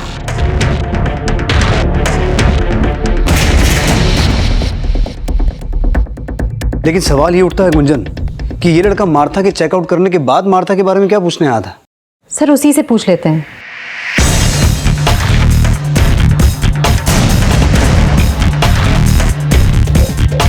बेटा, वो छोटू कहाँ है, वो जो फूल बेचता है? मैडम, छोटू को तो मैंने सुबह से नहीं देखा। कहाँ रहता है वो? मैडम, उसका घर नहीं है, तो गांव में जो मंदिर है ना वहाँ सोता है।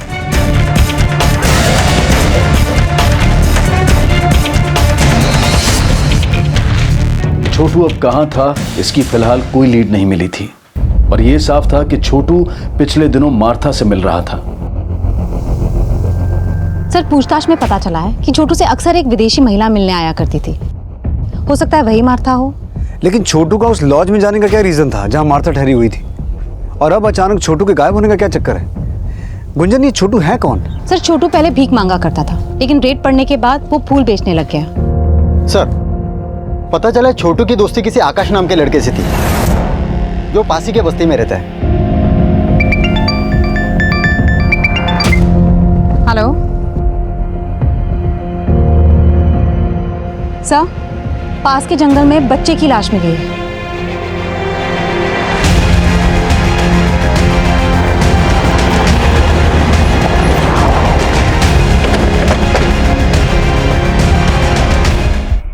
कोई जानता है इस बच्चे को? मैडम, ये भूती माई का बेटा है, आकाश नाम है इसका। आकाश? कुमार, तुमने बताया था छोटू का एक दोस्त था आकाश, ये वही आकाश है? हाँ साहब, छोटू भी इसी बस्ती में रहता है। आकाश और छोटू दोनों दोस्त थे। इसकी माँ कहाँ रहती?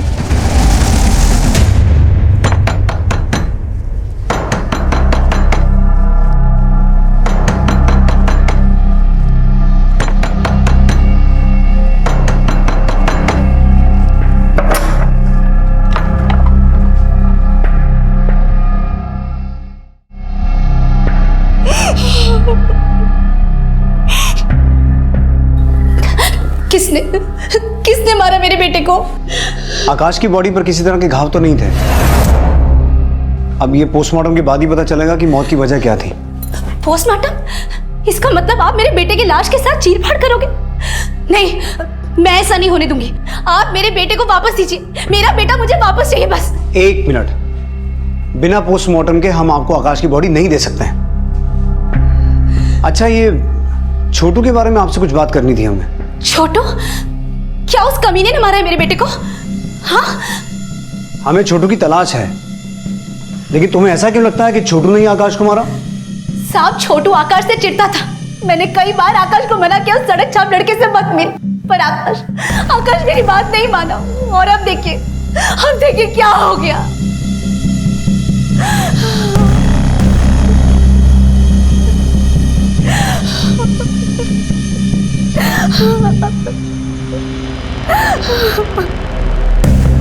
आकाश की मां छोटू पर आकाश की हत्या का आरोप लगा रही थी, तो क्या छोटू हत्या करके फरार था?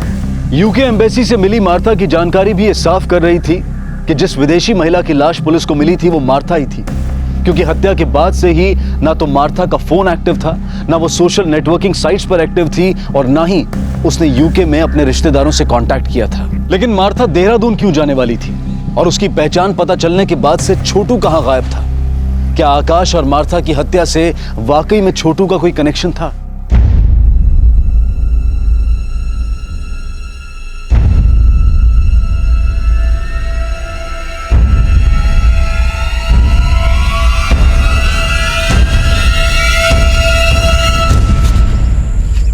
पापा आप?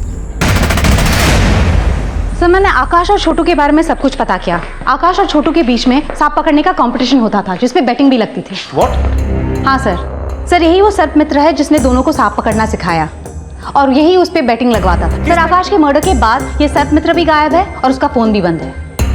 मार्था की बॉडी में स्नेक पॉइजन इंजेक्ट किया गया था, और आकाश की बॉडी पर भी किसी एक्सटर्नल इंजरी के मार्क्स नहीं मिले हैं। हो सकता है आकाश को भी उसी तरीके से मारा गया हो। लेकिन गुंजन, आकाश और मार्था इन दोनों की मौत का आपस में कोई कनेक्शन है? सर पूछताछ में तो ये पता चला है कि आकाश और छोटू के बीच में कुछ दिनों से झगड़ा चल रहा था और छोटू मार्था से मिल रहा था। अब छोटू भी गायब है और सर्प मित्र भी। इस सर्प मित्र को ढूंढो। मुझे लगता है इन हत्याओं में उसका कोई ना कोई कनेक्शन है, इसीलिए ये गायब है। सर हेलो मैडम, छोटू मिल गया है। आज रसौली मार्केट में फिर से फूल बेचने आया वो। मैडम जंगल में एक मंदिर है, मैं वहाँ पहले अपनी माँ के साथ रहता था। 2 दिन से वहीं था मैं। वो सर्प मित्र भी तुम्हारे साथ था? नहीं मैडम, वो मेरे साथ नहीं थे। तो फिर कहाँ है वो? मालूम नहीं मैडम, लेकिन उस्ताद ने बोला था वो थोड़े दिन के लिए कहीं बाहर जा रहे हैं। कहाँ? वो पता नहीं मुझे। तुम मार्था को जानते हो? Martha madam? हाँ साहब, बहुत अच्छी है वो, मुझसे फूल खरीदती है। तुम मार्था को उसके लॉज में मिलने गए थे? गया था, पर वो मिली नहीं। कहाँ है मार्था मैडम? मैं उन्हें काफ़ी टाइम से खोज रहा हूँ। क्यों खोज रहे हो? मार्था मैडम हम जैसे फुटपाथ के बच्चों के साथ कोई डॉक्यू फिल्म बना रही थी। उन्होंने कहा था मैं भी टीवी पे आऊँगा, तो मैं इसलिए उन्हें खोज रहा हूँ। छोटू, हमसे कुछ छुपा नहीं रहे हो ना? नहीं साहब। तो तुम्हारा वो उस्ताद कहाँ है, वो सर्प मित्र जो तुमसे और आकाश से सांप पकड़ने का खेल खिलवाता था? साहब बोला ना, मुझे सच में नहीं मालूम। तो आकाश का मर्डर क्यों किया? बोलो, क्यों मारा उसे? क्या आकाश मर गया? साहब ये क्या बोल रहे हो? आकाश की लाश मिली है हमें, और हमें पता चला है कि तुम्हारा उसके साथ झगड़ा हुआ था। तुम्ही ने मारा ना उसे? साहब आकाश दोस्त था मेरा, मैं क्यों मारूंगा उसे? तो फिर किसने मारा? तुम्हारे उस्ताद ने? नहीं साहब, वो तो हमारे गुरु हैं, वो क्यों मारेंगे आकाश को? साहब मुझे तो लगता है आकाश की माँ ने उसके साथ कुछ किया होगा। वो उसके साथ कोई तंत्र वंत्र भी कर रही थी। तंत्र वंत्र? हाँ साहब, मैंने कई बार देखा है। साहब वो मंत्र फूक के कुछ तो बनाती थी, फिर वो काढ़ा आकाश को पिलाती थी। ले पी। इसी वजह से आकाश अपनी माँ को बिल्कुल नहीं पसंद करता था। वो उसे ज़बरदस्ती रोज वो काढ़ा पिलाती थी। लेकिन वो पिलाती क्या थी? साहब ये तो पता नहीं, लेकिन जब से आकाश वो काढ़ा पीने लगा था वो एकदम गुस्सैल सा हो गया था।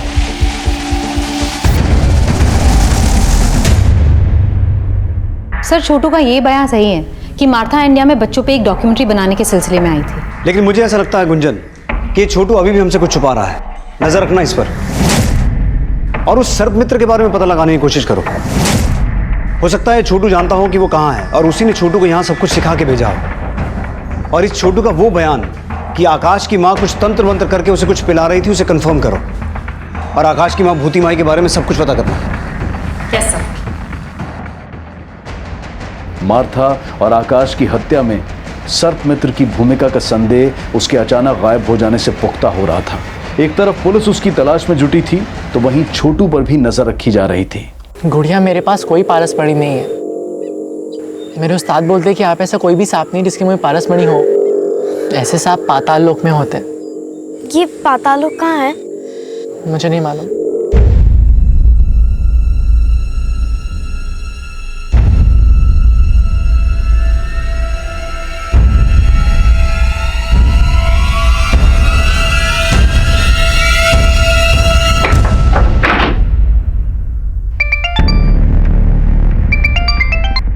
हेलो मैडम, आकाश की माँ ने शवगृह से आकाश की बॉडी चुराने की कोशिश की है। उसे थाने लेके आ। मैं अपने बेटे का पोस्टमार्टम नहीं होने दूंगी।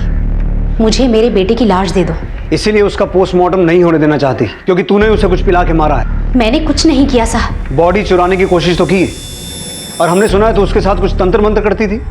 हाँ करती थी, लेकिन उसे बचाने के लिए। उस पे कोई बुरा साया था। कैसा बुरा साया? उसकी कुंडली में खराबी थी। किसी ज्योतिषी ने कहा था कि वो अल्प आयु है। मैं तंत्र से उसकी नियति को बदलना चाहती थी, लेकिन नहीं बदल पाई। मैंने अपने बेटे को नहीं मारा। मुझे मेरे बेटे की लाश दे दो बस। लेकिन अब तो तेरा बेटा मर चुका है, उसकी लाश लेके क्या करेगी तू? उसे जिंदा करूंगी। क्या? हाँ, तंत्र में बहुत ताकत होती है और मैं ऐसा तंत्र जानती हूँ जिससे मुर्दे को भी जिंदा कर सकती हूँ। आकाश की मां जो दावा कर रही थी वो उसके अंधविश्वास की मूर्खता ही थी या फिर वो झूठी दलील देकर अपने अपराध को छिपाने की कोशिश कर रही थी? आकाश की पोस्टमार्टम रिपोर्ट से यह बात साफ हो गई कि आकाश की हत्या भी जहर इंजेक्ट करके ही की गई थी, जिस तरह से मार्था को मारा गया था। और जब पुलिस ने आकाश के घर की छानबीन की, पूरा घर छान मारो।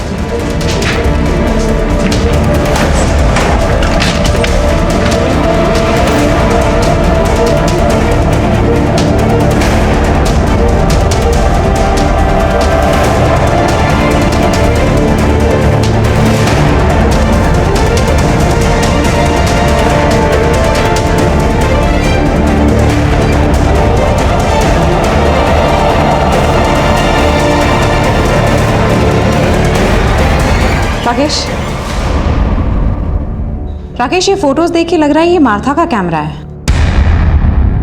वहां से एक विदेशी कैमरा बरामद हुआ जो कि मार्था का था और उस कैमरे में कुछ ऐसे फोटोग्राफ्स मिले जिनमें आकाश की मां के साथ एक ऐसा शख्स था जो मार्था को जानता था। सर, भूति के कमरे में स्नेक पॉइजन रिलेटेड कोई भी क्लू नहीं मिला, लेकिन ये कैमरा मिला है। ये मार्था का कैमरा है और उसमें काफी सारे फोटोज क्लिक्ड है जिसमें भूति इस आदमी के साथ है। सर, इस आदमी का नाम आनंद है। ये टूरिस्ट गाइड है और रिवरव्यू लॉज के सीसीटीवी कैमरा के फुटेज में ये भी मार्था से मिलते हुए देखा गया है।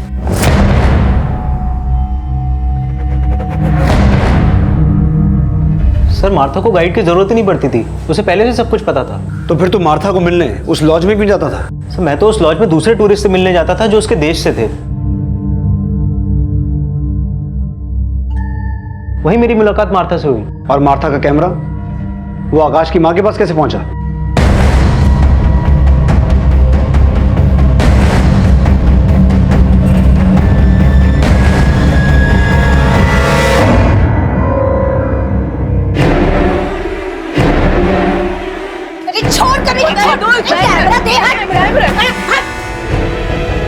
उसने जबरदस्ती हमारी फोटो खींची थी, इसलिए मैंने उसका कैमरा छीना था।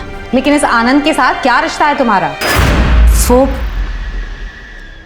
सर, एक्चुअली मेरा और भूति का अफेयर है। हाँ, मेरा आनंद के साथ चक्कर है। मेरा मर्द मर चुका है। अगर मैं आनंद को पसंद करती हूँ तो इसमें गलत क्या है? वो गलत नहीं है, लेकिन अपना राज छुपाने के लिए तुमने जो मार्था को मारा है वो गलत है। ये आप लोग क्या बोल रहे हो? कभी कहते हो कि मैंने अपने बेटे को मार दिया, कभी कहते हो कि उस फिरंगी को मार दिया। मैं क्या शक्ल से आप लोग को खूनी लगती हूँ? वो जहर और सिरिंज कहाँ है जिनसे उनको मारा? कौन सा जहर, कौन सा सिरिंज? मैंने किसी को नहीं मारा। सर ये विदेशी तो मेरे लिए भगवान है। इनकी वजह से मेरे जैसे गाइड का पेट पलता है। भला इतनी छोटी सी बात के लिए मैं मार्था को क्यों मारूंगा? सर मैं तो खुद शर्मिंदा था, इसलिए मैंने मार्था से माफी भी मांगी थी भूति के लिए। सब भूति बहुत खड़ूस औरत है। मेरा इतना मना करने के बाद भी उसने वो कैमरा वापस नहीं किया उसका। इसने हमारी पारसमणि चुराई है। पारसमणि नहीं चुराई उसने पारसमणि। सर, जिस सुबह मार्था ने रिवरव्यू लॉ से चेकआउट किया था, उस सुबह आनंद मार्था के देश के दूसरे लोगों के साथ खिताली में था। उन्होंने एलिबाई कंफर्म की है। आनंद उनके साथ देर रात तक था। आकाश की माँ भूतिमाई की एलिबाई भी कंफर्म करो। हो सकता है मार्था के मर्डर में उसका हाथ हो। हेलो। हाँ मैडम, छोटू को गांव के एक आदमी ने बहुत मारा। मैडम उससे बार बार सर्प मित्र और उस पारसमणि के बारे में पूछ रहा है। पारसमणि? कौन है वो आदमी? पराग नाम है मैडम उसका। उसकी एक बेटी है गुड़िया, जो हमेशा उस छोटू से मिलती रहती है। सर उस सर्प मित्र की इंफॉर्मेशन मिली है। तू उन लोगों पे नजर रख, मैं बाद में बात करती हूँ। सर जोगीपुर में एक सपेरों की बस्ती है। सर इस वक्त वो जोगीपुर गांव में है।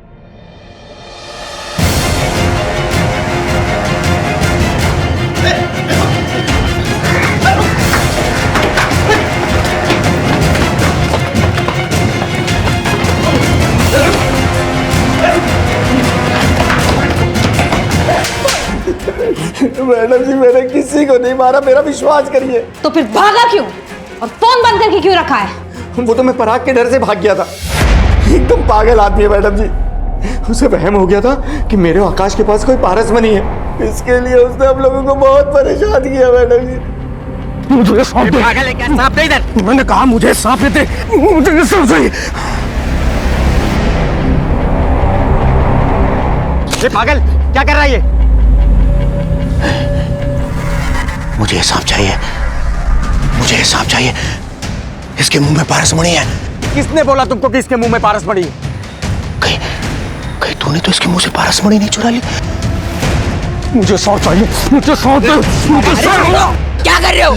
अगर तूने मुझे सांप नहीं दिया और मुझे पारसमणि नहीं मिली तो मैं पुलिस में जाके ये बता दूंगा कि तू छोटू और आकाश से सांप पकड़वाने का जुआ खिलाता है। मैडम जी वो मुझे जेल न करा दे, इसलिए मैं भाग गया था। सर्प मित्र बंसी अपने बयान पर कायम रहा कि उसने ना मार्था की हत्या की थी और ना ही आकाश की। पुलिस अब गुड़िया के पिता से मिलकर इन हत्याओं में उनकी भूमिका भी खंगाल रही थी। साहब, मैं नागों को जहर के लिए नहीं पकड़ता हूँ, पारसमणि के लिए पकड़ता हूँ। और उस नाग में पारसमणि थी, इसीलिए मैंने आकाश और सर्प मित्र को पीटा था। लेकिन मैंने किसी को जान से नहीं मारा साहब। मैडम जी, पराग किसी को नहीं मार सकता। उसकी दिमागी हालत ठीक नहीं है। उसे तो बस इतना ही लगता था कि वो सांप के मुंह से पारसमणि निकाल सकता है। लेकिन उसे ऐसा क्यों लगता है? एक बार उसने सपने में देखा था कि सांप के मुंह में पारसमणि है। फिर एक साधु ने पैसे ऐड 4 मंत्र दे दिए और कहा कि अगर ये मंत्र पढ़ेगा तो वो पारसमणि निकाल सकता है सांप के मुंह से। इस चक्कर में जान जोखिम में डालकर वो सांप को पकड़ने की कोशिश कर रहा था। वो उसे जहर वहर निकालने नहीं आता था मैडम जी। मैंने छोटू को भी पारसमणि के लिए पीटा था। मुझे लगता था कि वो आकाश से पारसमणि छीनकर उसे मारकर भाग गया है। चलो माना कि पारसमणि के लिए उसने छोटू को पीटा, लेकिन तुमने भी तो छोटू को थप्पड़ मारा था। वो मेरी गुड़िया को बहका रहा था, इसीलिए मैंने मारा, नहीं तो।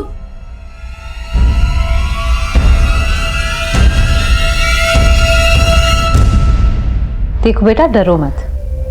जो भी है हमें खुल के बताओ। मैं कुछ नहीं जानती हूँ। तुम छोटू से चोरी छिपके क्यों मिलती थी? क्योंकि माँ को छोटू पसंद नहीं। क्यों? वो अनाथ है इसलिए। पर वो मेरा दोस्त है, मैं उसे पढ़ाती हूँ क्योंकि वो स्कूल नहीं जा सकता ना, इसलिए। तुम छोटू को पढ़ाती हो? हाँ मैडम, वो मुझे सांप पकड़ना सिखाता है, बल्ले मैं उसे पढ़ाती हूँ। तुम छोटू से सांप पकड़ना सीखती हो? पापा सांप पकड़ के पारसमणि निकालना चाहते हैं, इसलिए मैं सांप पकड़ के पापा को देना चाहती हूँ। ताकि उनको बाहर ना जाना पड़े और माँ उनको बंद ना रखे। गुड़िया का मासूम बयान छोटू की भी पैरवी कर रहा था और उसके पिता की भी, और जल्द ही इस केस में एक नया खुलासा हुआ। सर, पता चला है कि मार्था ने देहरादून के डिप्टी कमिश्नर को चिट्ठी लिखी थी। उस चिट्ठी में लिखा था कि वो डीसी से मिलना चाहती है। लेकिन मार्था देहरादून के डिप्टी कमिश्नर से मिलना क्यों चाहती थी? सर, इस बारे में तो चिट्ठी में कुछ भी नहीं लिखा। हेलो। हाँ मैडम जी, हाँ मेरी ना गुड़िया कहीं नजर नहीं आ रही है और वो छोटू भी कहीं दिख नहीं रहा है। जरूर वो लड़का मेरी लड़की को कहीं ले गया है। सर, गुड़िया की माँ का फोन था। वो कह रही है कि गुड़िया नहीं मिल रही है। उसे लग रहा है कि छोटू ही उसे उठाकर लेकर गया है।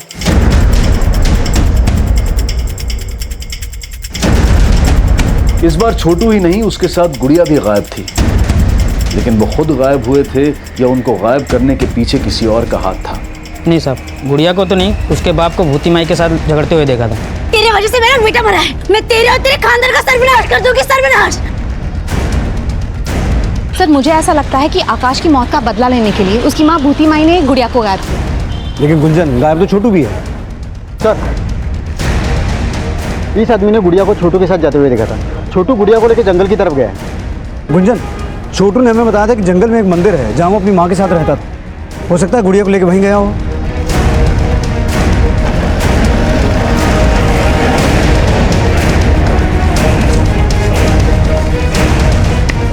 सब तरफ चेक करो। सर, यहाँ पे आइए।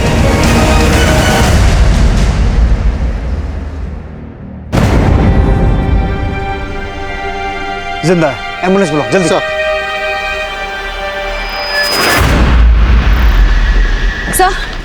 सर, गुड़िया कहीं नहीं मिल रही। गुड़िया को आखिरी बार छोटू के साथ देखा गया था। हो सकता है यहाँ भूती माई आई हो और भूती माई और आनंद ने मिलकर गुड़िया के साथ कुछ किया हो। आनंद और भूती माई दोनों को लेके आओ। सर,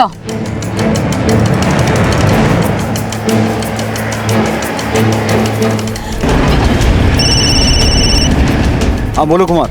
सर, आनंद के घर पे ताला लगा है और उसका फोन भी बंद आ रहा है। ना मैंने गुड़िया और छोटू को कुछ किया है, ना मुझे पता है कि आनंद कहाँ है। सर, आनंद को अपनी कार से गांव के बाहर की तरफ जाते हुए देखा गया था। Let's go.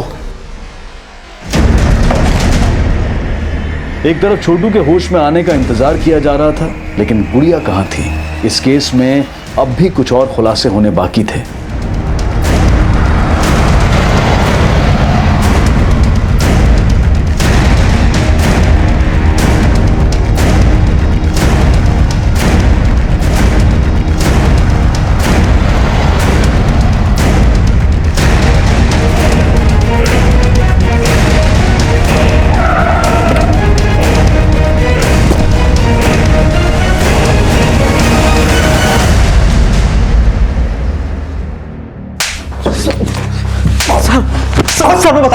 सर मैं बताता हूँ। उस दिन मैं माता को देहरादून लेके जाने वाला था, इसलिए मैं उससे लॉज के बाहर मिला।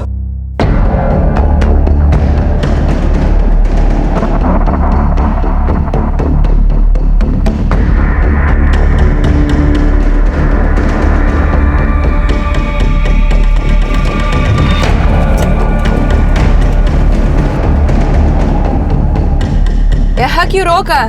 अभी बताता हूँ तुझे।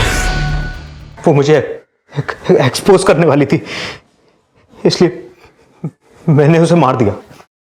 ऐसा क्या एक्सपोज करने वाली थी? मैडम, मैं अनाथ हूँ, गरीबी से परेशान था, खूब सारे पैसे कमाना चाहता था मैं। फिर एक दिन आनंद मुझे मिला और उसने बोला कि अगर मैं उन फिरंगी लोगों के साथ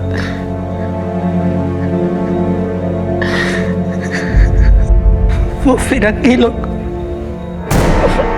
मेरे साथ गलत काम करते थे।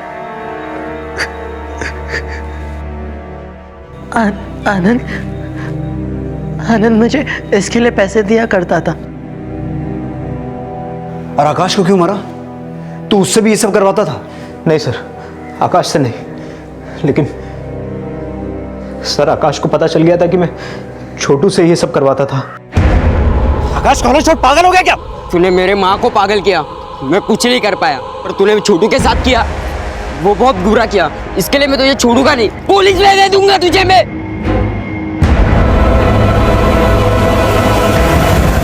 और गुड़िया?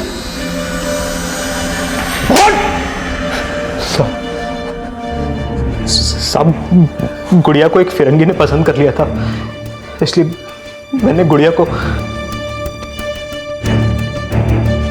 गुड़िया मुझसे जंगल में सांप पकड़ना सीखती थी और बदले में मुझे पढ़ाती थी। लेकिन आनंद जब उस दिन वहां आया, वरना वो फिरंगी लोग गुड़िया के साथ भी। कहाँ है गुड़िया? कहाँ है गुड़िया?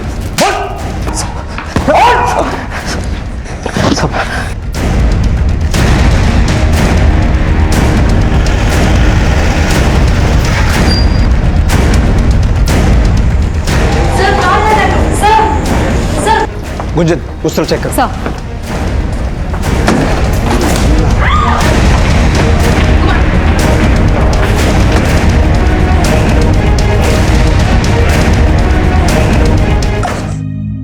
आनंद के चौंकाने वाले खुलासे के बाद गुड़िया और छोटू समेत कई और बच्चों के शारीरिक और मानसिक शोषण के इस अभद्र और अमानवीय अपराध का पर्दाफाश हुआ। इस केस से पहले सामने आया इलाहाबाद का केस भी ऐसे ही घिनौने अपराध से जुड़ा था। बच्चों के शोषण से जुड़े इस मामले के खिलाफ विदेशी मूल की मार्था ने बहुत पहले ही ये मुहिम छेड़नी चाहिए थी, लेकिन उसकी हत्या करके उसकी इस मुहिम को दबाने की कोशिश की गई। लेकिन मार्था का यह जज्बा एक उदाहरण पेश करता है कि सच्चाई और मानवता के लिए लड़ने वाले सरहदें नहीं, बल्कि इंसान और इंसानियत के उस सूत्र को रेखांकित करते हैं जो किसी देश या व्यक्ति विशेष के लिए नहीं, बल्कि पूरे विश्व के लिए जरूरी है। अब मैं अनूप सोनी आपसे विदा लेता हूं, फिर मुलाकात होगी अगले एपिसोड में एक और चौंका देने वाले केस के साथ। तब तक अपना और अपने परिवार का ख्याल रखें और देखते रहें क्राइम पेट्रोल डायल 100। सबक एक को सीख हम सबको। जय हिंद। क्राइम पेट्रोल्स के और भी दिलचस्प कहानी देखने के लिए हमारे चैनल को सब्सक्राइब करें और बेल आइकॉन दबाना न भूलें।